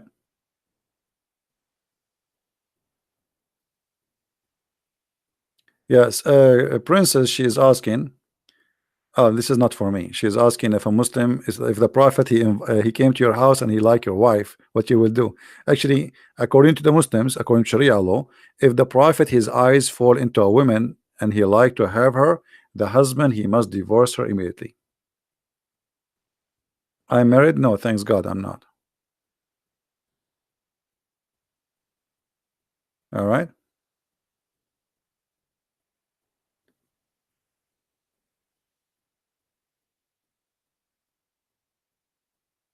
Jesus is a messenger before Abraham was.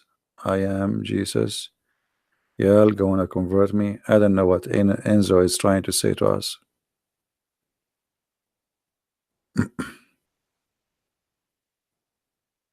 Yeah, I fear stupidity because there's no solution for stupidity. You see, there's ignorance and there's stupidity. Ignorance, we can fix it. Stupidity, we cannot. You know what I mean, guys? Like, for me, I am ignorant in English. As an example, I make a lot of mistakes in sometimes pronouncing or grammar, or I'm ignorant in English. That can be fixed. You can study more, practice, etc. They can be fixed. But stupid person, you cannot make him. Like in China, they say he left as a donkey, he never came back as a horse. How you can make a donkey a horse? You cannot.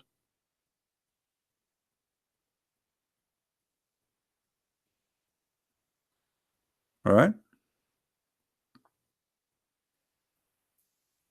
Same time, there is something always you have to think about it seriously. Never ever have a relationship with someone is selfish. Someone is selfish. He will never love you. That's it. Selfish. Man or woman doesn't matter. He don't even love his parents. He don't even love his sister. He don't love the whole world. He love himself. Selfish person is the most disgusting human being ever you can be with.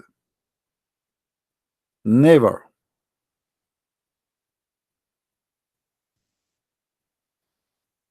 Never ever be with a person he think about the whole world as me. Everything is about him or about her. That will be one of the biggest mistake you do. Someone he believe I love me. He will never love you. She will never love you. They are selfish. And there's many ways to know if a person is selfish or not.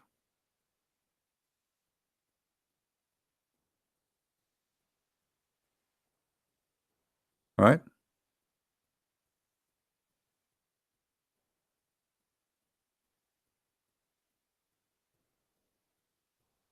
And I'm not saying anything to insult anyone. I'm just sharing with you what I believe. Take it easy. This is why I say the way I talk sometimes it can be um, harsh in some people, but the one who really try to help you is the one who will speak harsh to you, not the one who say things you like to hear. uh, this is the problem in this life. People, they say to you things you like to hear, right? It's like, imagine you dress nicely and you are going to a wedding party, okay, and you are wearing a nice suit. Then you met the first friend, the second friend, the third friend, and all of them they shake hands with you. How are you? But then you will go in the bathroom and you notice that there's a poop of a bird in your shoulder, and not even one of them told you that you have something there, or in your head. That's mean none of them is your friends, correct? If they care for you, they will tell you right away, hey, there's something wrong there, fix it. But they will not tell you because they don't care for you. Actually, they are trying to make you look bad, right? It's like two females. One of them, she is jealous from the other female. The other female, she is, let us say, she whatever, she have something special. So she asked her, do this dress look good in me? Because she hate you and that dress is ugly. She would say, it looks so wonderful, so good. But if she really care for you, she will say, this is bad dress, you don't look good in it, right? Why love CP and Jesus? Jesus is above. I don't know what does that mean. And why you want to love CP anyway? And I'm no one. How you can love me? I have nobody loves me anyway. You see, you don't even know what the word love. You are attracted to maybe me talking, saying things to you, funny, you laugh, etc. You enjoy. So you love things about me, but you don't love me because you do not know me. And there again, we have to be, don't be shallow. Don't be shallow. You love an actor because he is in that movie, sound good, like, I like you. But if you maybe if you sit with him for 5 minutes, you get disgusted, right? Anyway, and actually, this is my problem with people because I am honest with them. I say I speak my mind, and people don't like that. You have to be a hypocrite if you want to be liked by people. Um, the more you are a hypocrite, the more people like you.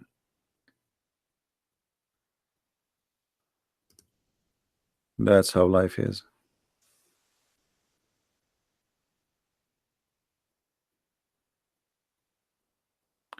Listening to the Queen speak.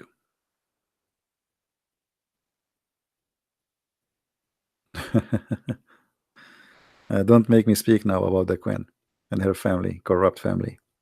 Anyway,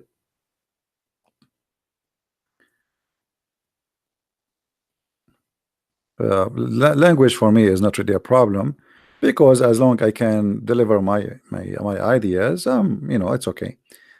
For sure, I wish I can, like, my skills is better because a lot of time I find myself very limited. I'm using, like, maybe my English is comparing to yours, you guys who they are born in the West, etc. Maybe I'm like 3% to you in the ability of talking, expressing yourself. But imagine, even with my 3%, still I can make the discussion come to be clear. I mean, mostly, right? So even though it's very limited, still, thank God, it's working. Yeah. I am an ex-Muslim. No, I'm not. I wasn't. I never been stupid to be a Muslim for a second. How you can be a Muslim? How somebody can believe that God will make your penis endless? I mean, this is not even smart.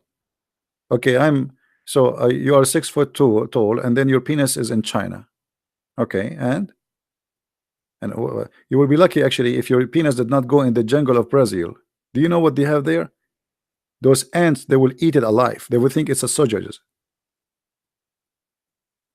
So I don't know how a person can be a Muslim. I don't know how you can accept such an idea. I mean, this is silly. A human being is very shallow. Or what if your penis go in the Amazon River and you have those fish who eat what they call them? Those fish, scary fish. Man, I don't want to think about it. This is very painful. In a second, it's going to disappear, and Allah will make it longer, and it's going to eat it again, and Allah will make it longer. Right?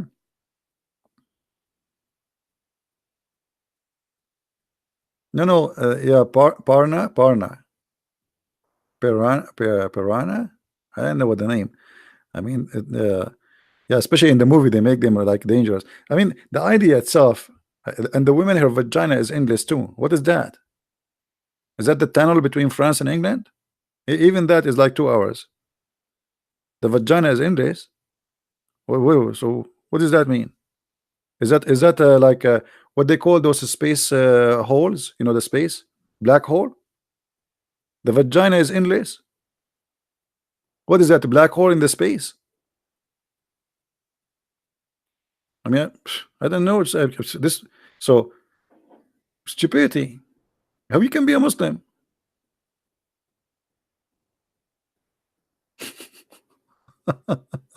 Yeah, because in Arabic it says ذكر كالنخلة السحوق and وفرج يسع ذلك, which mean a vagina which fit for that. It's endless. As long the penis is endless, it says the vagina fit for that endless penis, so it have to be endless too. So endless vagina, endless penis. Okay, so the black hole in the space, now we know where they are. They are there. Women, they have them, right?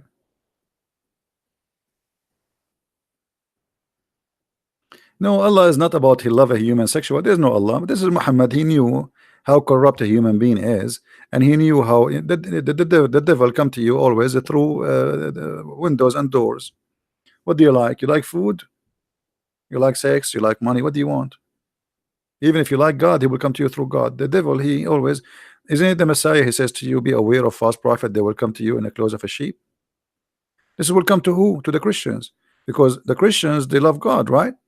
So he will not come to them from the door of sex and etc. No, he will come to you from the door of God. He will dress as a sheep because you like the sheep. You know, it look decent, beautiful, honest. So he will dress as a sheep. So what the Messiah is saying, that's the Satan, he transform himself in the way you like. He can come to you in politics, like, you know, you go and vote for abortion, killing babies, you know, and they convince you that this is the right of every woman. I mean, what about a human being? So we defend the rights of animals from being killed, but we kill babies. So always the devil, he try to make what you will do acceptable, right? So he come to you from many doors, from many ways, or in many forms, and Islam is one of them. You know, the devil in Islam, you know, he tried to present himself that he's God, who wants you to believe in one God, and who wants you to be a better person, but in the same time, go and kill them wherever you find them, right? How you are God, and the black dog is the devil. I mean, you see, like, if you think about this story here,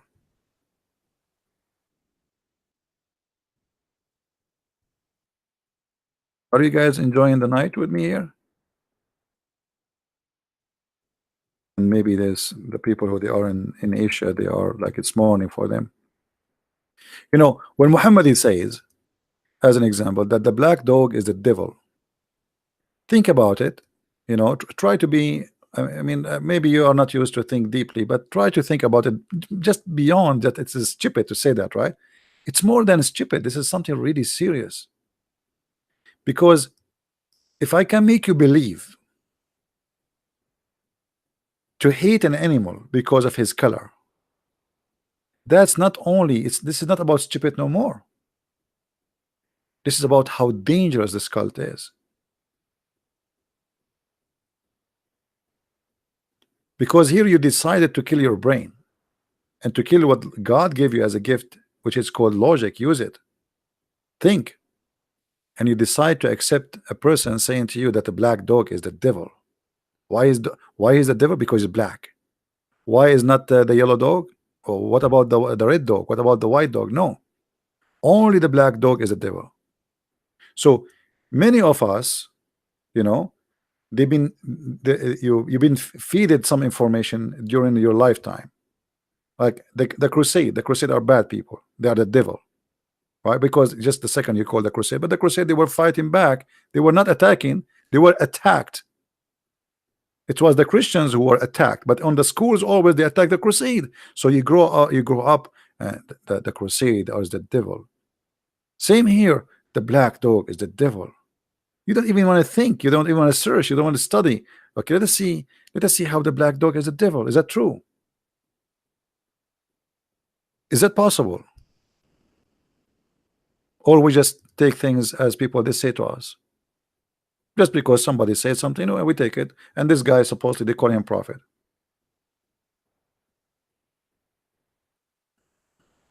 right? So many of us, we are victims of accepting what people says, and we take it as let us say a scale of life. The scale of life is what? Is what somebody said, and we don't want to think about it. Like somebody is a racist, he don't like black people, so he starts saying bad things about black people. But is that true? Well, there's black people, they are very good, and there's black people, they are bad. But this is the same for the white people too. So why we are saying the black people are not good then? That's not right. Same as we cannot say the white people are bad or good. So we have to say what is right. Here it's a mindset forced by religion, and then you block the idea of studying and researching to see if this is true, because the one who said that is a holy prophet. Do you believe in the black hole are real? I have no idea, my friend. I did not see one. If I go there one day, I will take a selfie, I will send it to you. All right? Like, they say, they claim, I don't know, maybe it's true, I don't know, maybe. But there's a question why they call it a black hole. They call it a black hole because simply they can see nothing. So how you can describe it if you can see nothing? You know what I mean? I don't know, for me it's not too much convincing as a always when they present to you even science, most of the science you have about the space is a theory. It's not really a science, most of it, for sure, not all of it, but theory is a theory until it's proven to be true. But in our culture today, sadly, if something coming from a scientist who work in NASA, that's it, it must be not, this is not a theory, it is science. That fact, no, all of science is based on theories. You see, when you wanna like I make a theory, I can pass and go to the space. That was a theory for a long time, and then I was able to do that. So the theory became right, that became true. So most of the science, the origin of it is a theory. How we can let us find out how this works. It's a practice. So when they speak about something, they did not go there, did not really practice it or see it or go inside it, then until that day we cannot confirm to be true or not. And I don't know if you understand my logic or not. Holes are always dark. Not necessarily. You see, again, the color can be fooling us. You see, one thing about the colors is deceiving, by the way. I don't know if you study colors. When you see somebody is white, doesn't mean he's white. Actually, he's black. Because white is the color your body reflect. Usually, it's a color you don't have. So if you see something red, that's mean he is not red, or the color is not really red. He is not painted by red. He's painted by a color.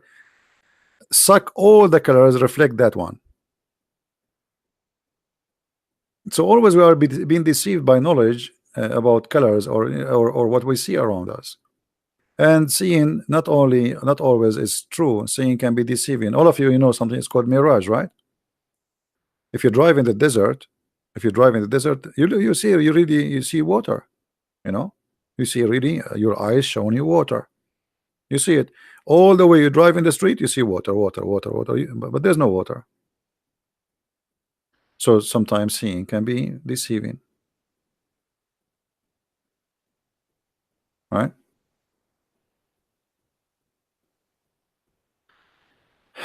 People wish to call Zakir Naik. Well, if we call Zakir Naik, he will talk about the black holes and the space and then he will he will convert you to Islam.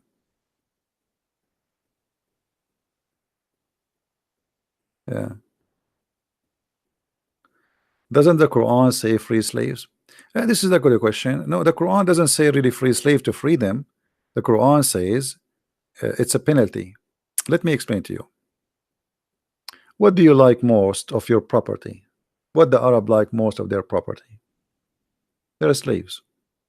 So I will make you free a slave if you do this. If you break the law of Allah. If you kill a Muslim. So this was a penalty, not a reward for the slave. Do you understand what I'm saying? Guys, do you understand me? Like I say to you, if you cross and the light was red, I will force you to free a slave. So I'm not saying free slaves for the sake of the slaves. I'm saying free the slave for the sake of enforcing the law which you hate.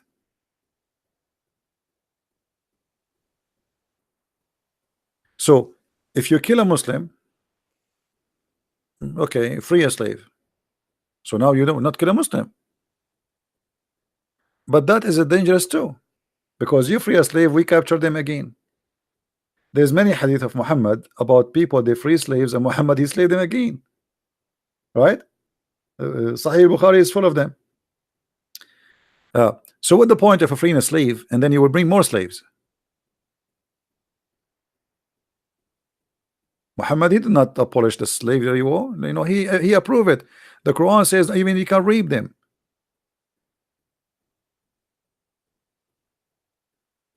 And Muhammad himself, didn't he accept slaves gifts from the ruler of Egypt or Alexandria?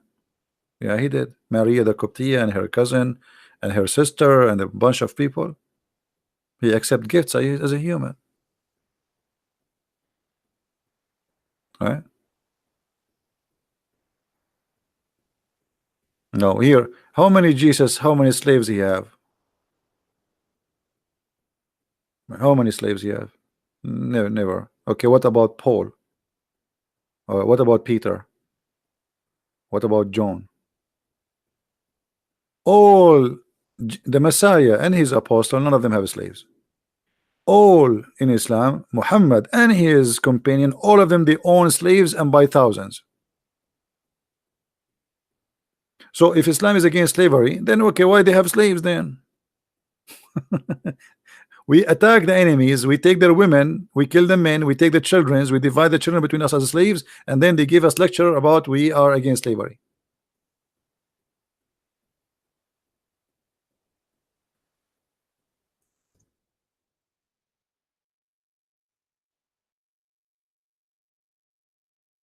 Look at this. I heard that Allah Messenger, I heard Atiyah, etc., etc., were presented to the Allah Messenger in the day of Qurayd. Those who have a pubic hair had a growing will be killed. So now Muhammad attacked this tribe, they are Jews. He make the men strip and the children too, And any child he have little hair around his pubic area, he will be slaughtered. Do you see it? And the rest, they made them slaves. You see here, they says, let us go to be alive, not to go to be free.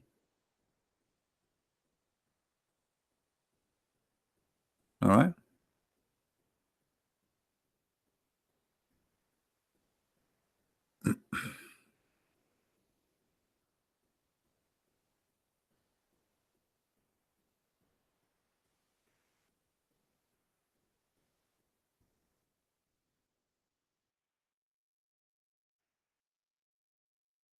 Let's see if we can find different hadith. Anyway, I think we have enough for today. So guys, did you learn something good? I hope people will download the video because we are not going to keep it long in my page. And I hope yesterday, did you enjoy the time with David Wood yesterday? Was it good? Did you like it? Many of you, they text me, they says, why you don't be there, you don't be there. Okay, he invited me, I went there to make you happy. And always, you know, when somebody speak about something, a foolish man, after he speak for 2 minutes, you will notice he's a fool. Actually, always stay away from a person he don't talk, because there's no way you will know if he is smart or foolish or stupid. The more you talk, the more you get busted.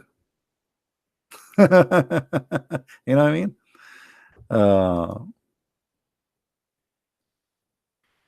عنده عمى ألوان شنو عمى ألوان you know what, Isa, he was asking me that what if somebody have he's a color blind. I don't know if I told you the story once. Once a priest, this is an Orthodox church, you know, I visit many churches and I do seminars everywhere. This priest, he called me, he said there's a guy, he come to our church every Sunday after the service. You know, after the service, like the churches, they have like a coffee, people sit together, you know. So this guy, this is an Arab Christian church. This guy is an atheist. He come to the church and he start making fun of those nice Christians, and they are not rude, you know, they don't know what to do with him. So the priest, he said, you know, there's a guy, he come, and I know that nobody really can deal with him as you do. But can you come next weekend? I said, well, I will be busy, but just to help you, no problem. If he is there, call me and I will come, which means I will come really after the service because I have a room to open, etc. So anyway, he called me, he said the guy is there. So I went, and he did not talk in the beginning, he did not say anything. And then suddenly he said, you Christians are really funny. You want to convince me that Jesus, he put some mud in the eye of somebody and he made him see? And imagine he's saying that in a church. I mean, not inside the church, I mean in the building, like where they drink coffee and tea. And those Christians, they are nice people, they don't you know, they are not rude. So I said to him, I was waiting for him to talk, you know, I'm there just for him, but he have no idea. So I said, okay, well, can you tell me what do you do for a living? Because before they told me he's an eye doctor. That's why I asked him, can you tell me, you know, I know he's an eye, you know. He said, okay. He said, I am an eye doctor. Why? I said, well, it's really funny because as I know that eye doctors, all what they do, they put sand in the top of the eyes of somebody and he will see better. He said, what? He said, don't you eye doctors, that's what you do? You put sands on the eyes of people and they see better. He said, yeah, but this is a different story, this is different. I said, hold on, if you exist 2,000 years ago and you say to somebody, I'm going to put sands in the front of your eyes and I will make you see better, don't you think he will think that you are crazy and stupid? He said, yeah. So this is exactly what you are doing.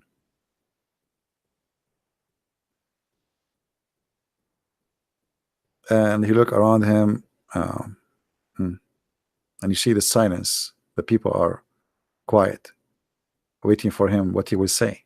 You know, uh, he said, "Yeah, actually, you are right. Like he will accuse me to be stupid and crazy." I said, "And you are." And since then, he never come to the church. He called the priest. He says, "That guy who was then there, is he there? Is he coming? Is he still coming to the church?" He's not coming no more. He called the priest. He said, "This guy is still come. Is still he coming? Is there? He's coming." You know? Yeah. No, he's not. He's a atheist. He's an atheist. Yeah.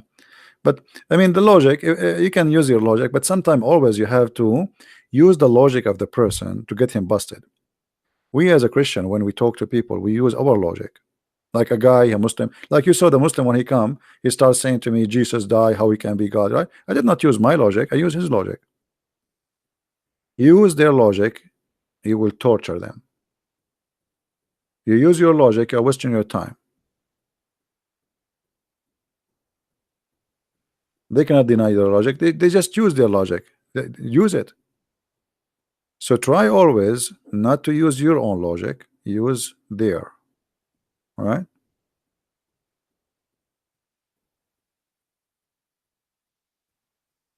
Yeah, and I was nice. The priest, he asked me to be very. I mean, he told me, please, I want you to get him busted, but be nice. We are Christians.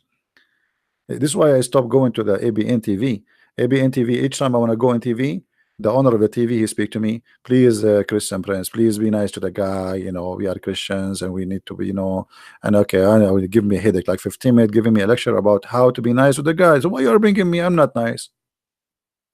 Like they want me to get the guy busted by being nice. How we can do that, right? How often you do debrief yourself from this logic?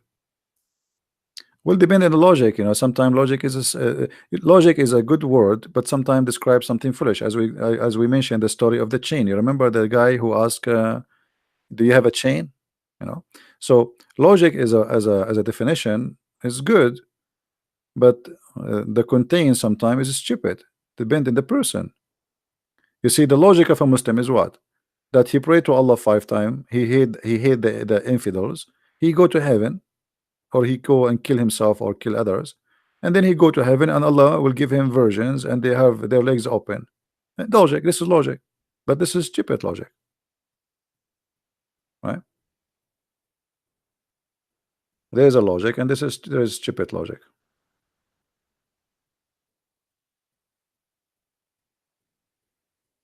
Everybody have his own logic in life.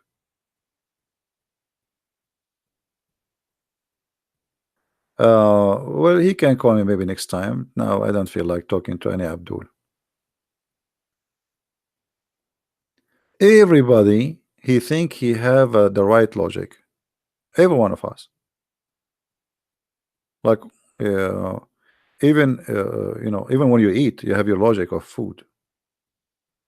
All your life is based on your own logic, but that doesn't mean it's really a logic. This is your logic, which means the way of reasoning. Uh, and this is why you have to try. This is why we're talking about not to be shallow. Try to understand the logic of the person. From his logic, you will know how smart, how fool he is, how stupid he is. You want to meet me? Why? What is your logic, Malika? Why you want to meet me? See, here we have a logic. Why you want to meet me? That is not logical for me. For you, it's a logic. You have your own reason. For me, I don't see a reason. Right?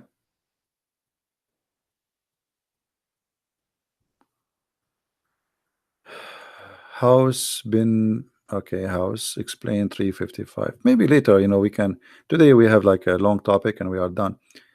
Um, thank you, Diana.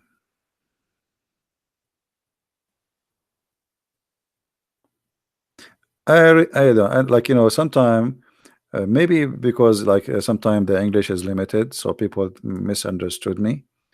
Um, if you ever misunderstood me, please ask me to repeat again or to explain more. What I can do, I mean, we don't have. I don't have. If I do my program in Arabic, for sure I would do 1 million times better. Actually, there was a Arabic rooms. They asked me not to speak.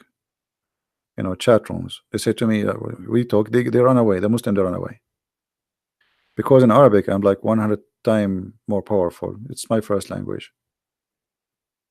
In English, you find yourself very much limited. Very much actually. But now it's a lot better than before. Before, even like I want to show you something in the screen, we don't have translation. When I start doing teaching in the internet, there is no translation of Sahih Bukhari, all those websites. You cannot find anything. So now we are lucky.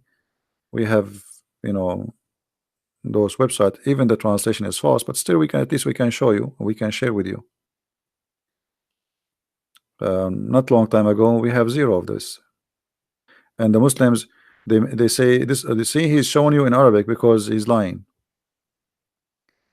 For those who know me for long, the Iranian TV, they have a program about those who they are anti-Islam, and they choose my video from YouTube as the dangerous people, the most dangerous person.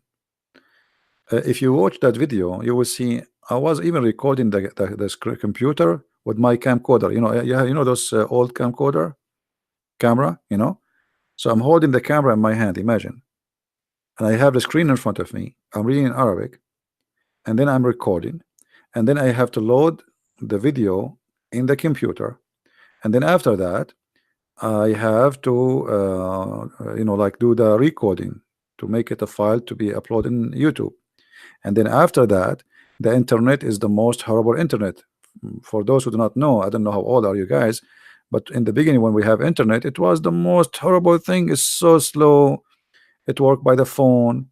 Sometimes even the phone don't go through. You have to dial a number. I don't know how many of you remember those days.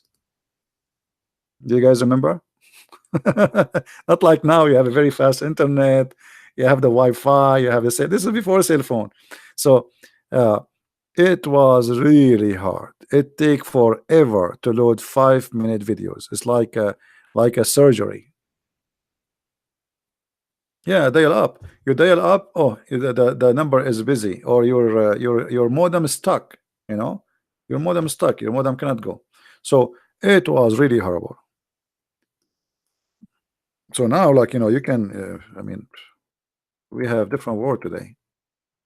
Totally different world.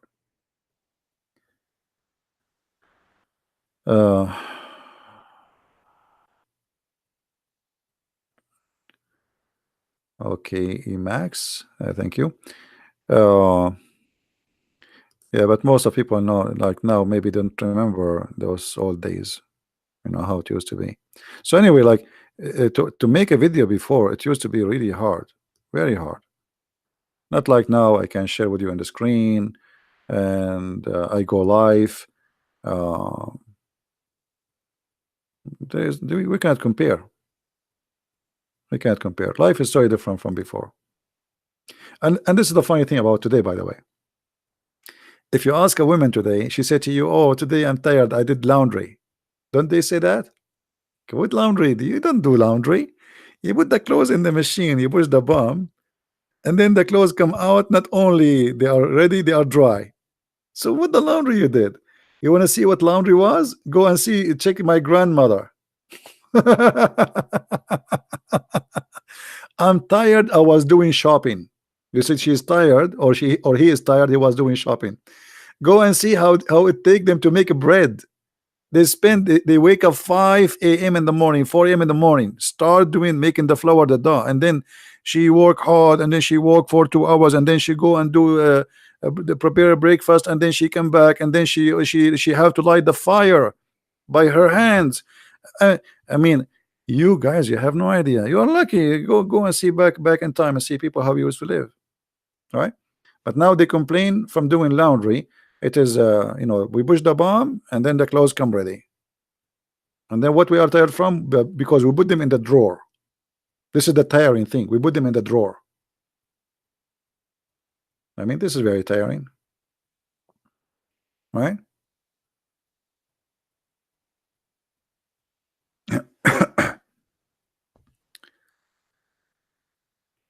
uh, yeah, so everything changed. Like now, the entertaining world. Like now, you can open. There's cameras live. Actually, most of the time, I open. Like there's live cameras. You can see around the world. Um, I mean, you can see beaches around the world. I mean, it's really beautiful. Technology is very helpful, but it can be very dangerous too. But depend what you use. Anything can be useful. Too much salt will kill you. Too much sugar will kill you. Too much water will you will be drowned. Anything can be useful or the opposite, right?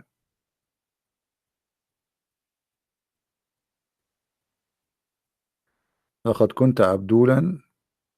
I like your Abdulan language, my friend. Isa, he's saying he was Abdul and now he is not no more. So he is an ex-Muslim. He's saying to me in Arabic. He's saying قد كنت عبدولا وقد تحررت من الإسلام. I was Abdul. تحسنت وشفيت من مرض الإسلام. I was Abdul.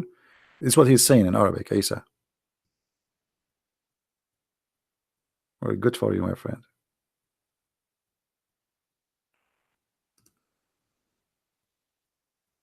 Me, myself, I never was Abdul. Did I tell you the story about the Abdul guy in Philippines? I think I did. But I don't know how many of you heard it before. I was in the elevator speaking in Arabic in the phone in the Philippines. When you go in the elevator, you lose connection, right? So I lost connection, and the guy, he took it as an opportunity to say to me, to greet me. So he said, Assalamu alaikum. He's an Abdul. He's a Muslim.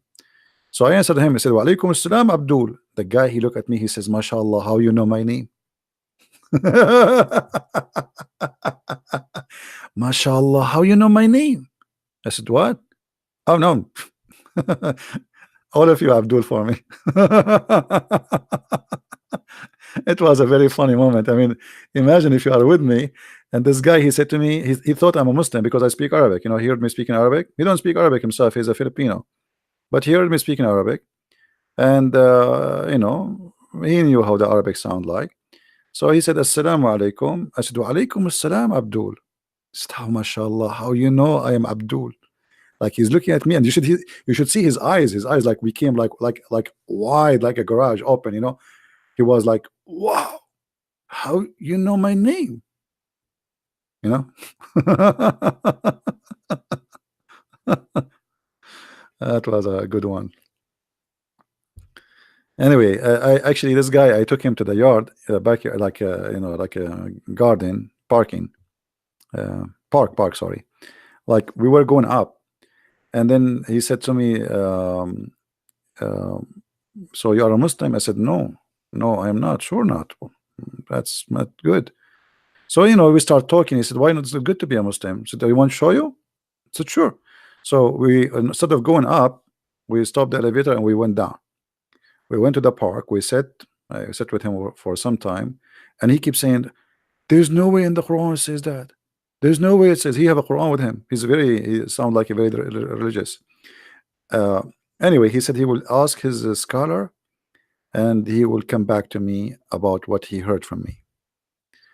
After a while, I saw him in the mall, and he have a wife. She's wearing a burqa with him, totally burqa. She saw nothing, her hands covered. He looked at me. He's saying like, he's he making a move with his mouth, his eyes, which means don't talk to me. He was afraid in front of his wife to talk to me. So I did not talk to him. Like, don't talk to me, right? All right. Wa alaikum assalam, Abdul.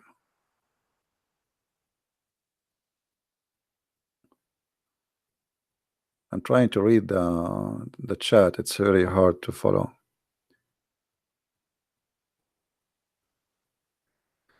I hope your book will be translated to Basha, Indonesia. As I know, some people are translating, but people they say I don't know if it's true or not. We will see. I mean, how much they are doing, I don't know. You wish you could talk to me. Everybody is welcome to talk to me, but I talk in private only if there is something important.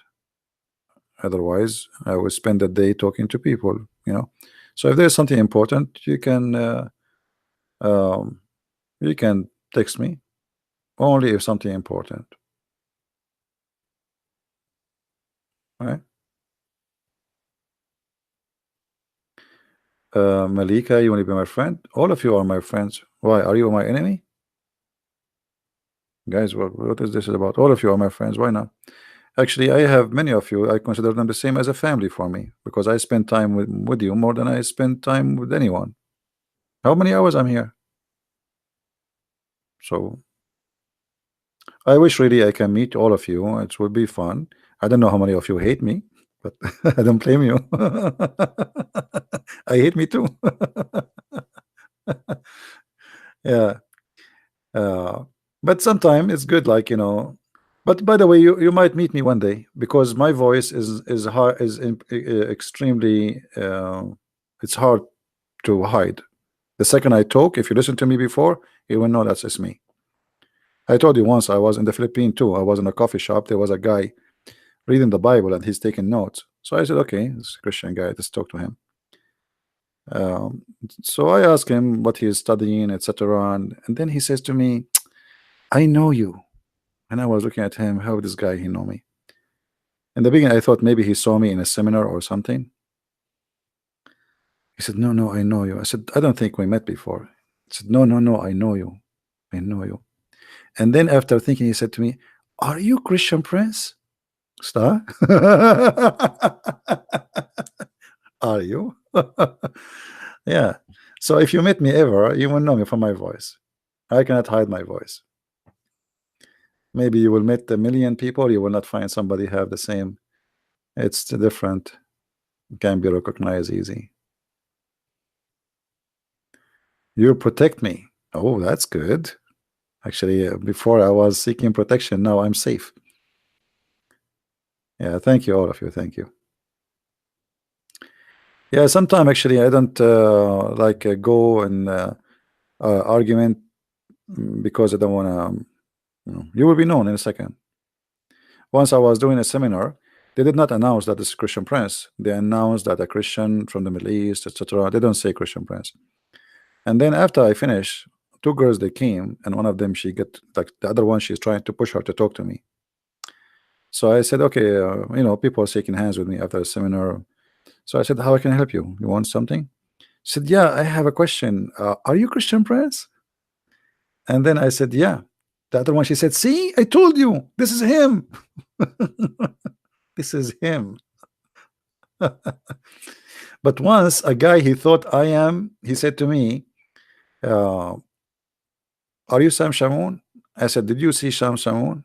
He said, I said, what? Did you see how Sam Shamoun looked like? I said, I don't remember. I said, do I look like Sam Shamoun?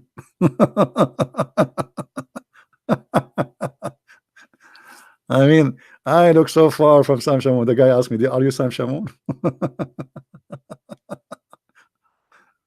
Sam Shamoun, like if he have a video, like if he's a person he don't go in video, I would understand him. I think maybe, But anyway, yeah, you do security. Yeah, the true security is security of the mind. You see, when a person he is not secure in his mind, he have no security. Because the first thing you live in your life inside the box of your head. There is all your fear, your trust, your life, your pleasure, your wisdom, your sadness. So try always to look for security in different way.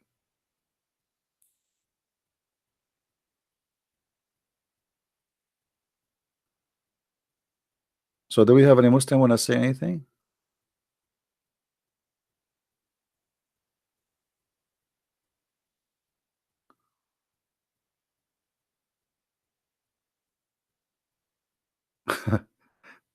Ahmed is saying, once I fell asleep listening to Christian Prince debate, I ended having a dream. A client of mine was yelling at me, but CP voice was attached to his body. Actually, one of you, he sent me a picture. Yeah, hold on. Let me see if I can find it.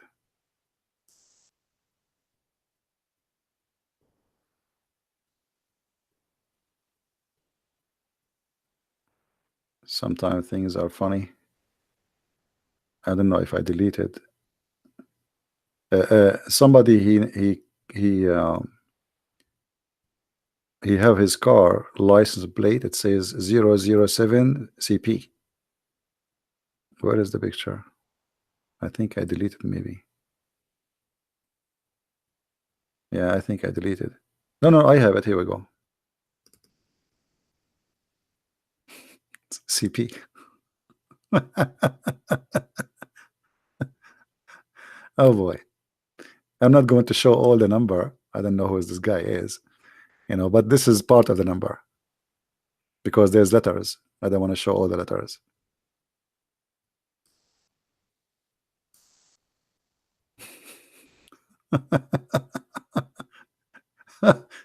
That's funny, isn't it? 007. This is James Bond, CP. Yeah. I don't know even what country is that.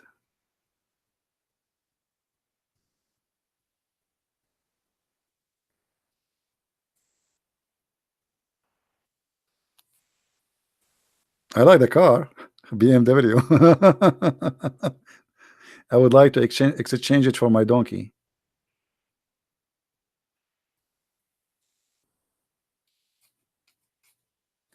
Yeah, 007 CP. I don't know where it is. I'm not sure really.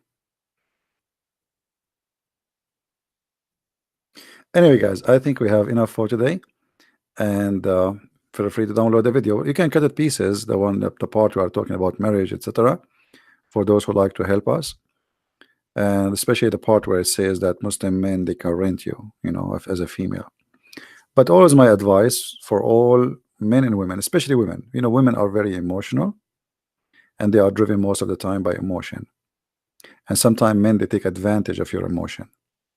So you have to be careful. You have to be in control of yourself, and don't be you see, even in America they say easy come easy go. Is that correct? They say that easy come easy go. So don't be easy, don't be easy. And easy here is about being, I mean, anyone can grab you. All right, be something priceless. So when a man he have you, he respect what he have. When a man he got you, he knew he did not get something cheap. He did not get something everybody throw around before him. Don't be cheap. Be priceless. This is my advice to you, and it's up to you to listen or not. If you are my sister, I will talk to you the same way I'm saying right now. If any man can have you, why he want to marry you? Why any man will marry any woman? Because men always, they like to get the benefit of the women, to enjoy her, but they don't want to have responsibility. So don't be cheap. Don't be no one. Don't be like, you watch those movies. I mean, those stupid movies, they corrupt our mind, make us believe it's fun to have sex around. It's fun to have a boyfriend and replace a boyfriend, a new boyfriend, and then after sleeping with 100 men, what is next? You will be cheap. You will be like a used and abused car. People load, get out, load, get out, load, get out. You don't want to be a taxi. You are a child of God. You are priceless. Give what you have for someone he deserves it. Someone he will love you. He don't want to have sex with you only. He sleep with you because he loves you and he want to live with you forever. So if you want really a man to respect you, you need to force him to respect you. You earn respect. It's not going to happen immediately. Same for the man who sleep around, don't marry him. The man who sleep with you because you have a nice body, he will leave you tomorrow because someone else have nicer body. Do you understand me? I'm just being honest with you. If this is the reason he is with you, for the same reason he will leave you. Like women, they want to make a surgery to have big breast. Okay, so this guy, he want to be with you because you have big breast. Why? Are you a cow? And tomorrow he will see some woman, she have a better breast. If this is the reason he made him like you, this will be the same reason to dump you. Don't be stupid. Don't be stupid.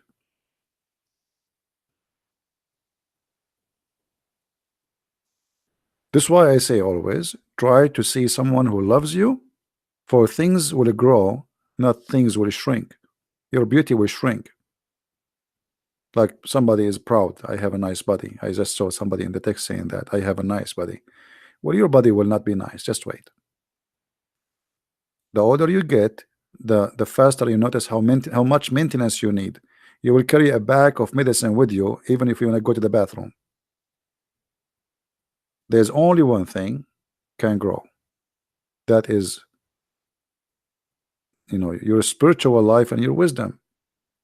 So marry a person who is wise, who love you, for his wisdom will lead him and will lead you to live together in a better life. A person who he think he going to the gym, okay, I'm going to the gym, I'm going to have a big muscles so the girls will look at me. This is a shallow person. He will not stay with you, trust me. The first girl he see her wearing shorter skirt than yours and she have nicer legs than yours, he will leave you and go for her. Right? But anyway, sometimes it's very hard to convince people about what's right, what's wrong. And that's why they end the wrong end. You will end the wrong end if you don't treat yourself carefully. To women, don't ask mahar. I don't know what you mean. When a woman is strong, then only the strong will approach you. I don't know what does that mean. It's not about strong. This is not about strong. It's about reserving yourself from being tempted. Temptation is very powerful. Sometimes you feel lonely. Sometimes you have needs. Your physical body have needs. We cannot deny that. So you have to fight your needs in order to get what is right. It's like, somebody want to eat and I want to eat now. Okay, but if you wait maybe 30 minutes more, we can have a better food. So what people want, they want just life became a fast food. And today, sadly, if you are, I don't want to use the word, but I have to use it. If you are a whore, they say you are nice, you are cool. Cool, you are cool. You are open-minded, you are fun. But in their eyes, trust me, you are a whore. They don't respect you. They speak about sleeping with you as if you are, they're proud about sleeping with you. So why you want to do that?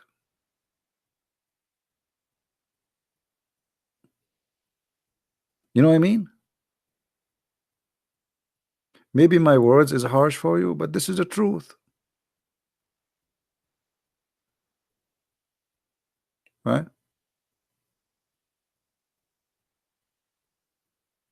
Look at the comments, guys. Look, people, they don't listen.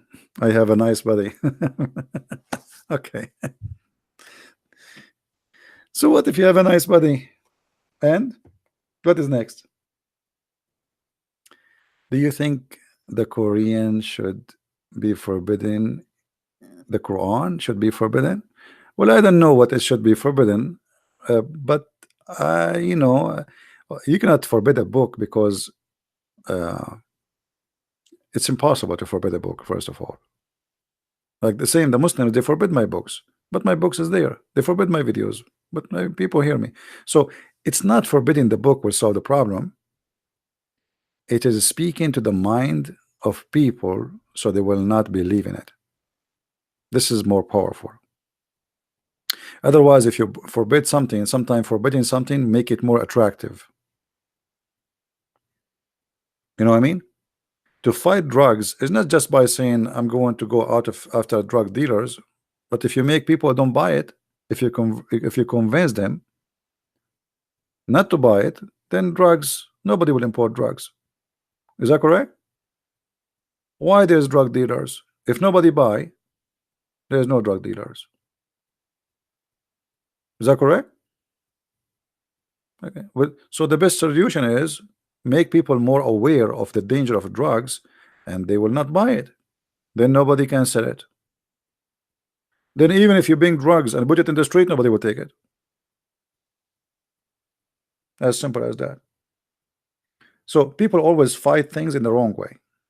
Like I fight it, so I force my law, like in Saudi Arabia, you know, you cannot have sex without contract, or supposedly, which is a prostitution anyway.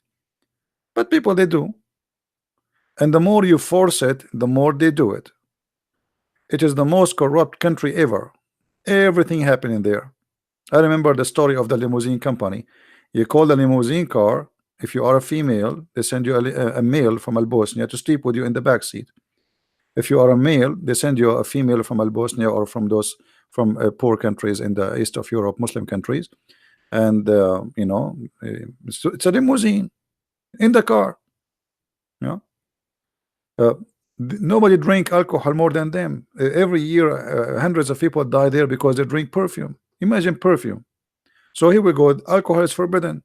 But is it really forbidden? It's not. It became more attractive.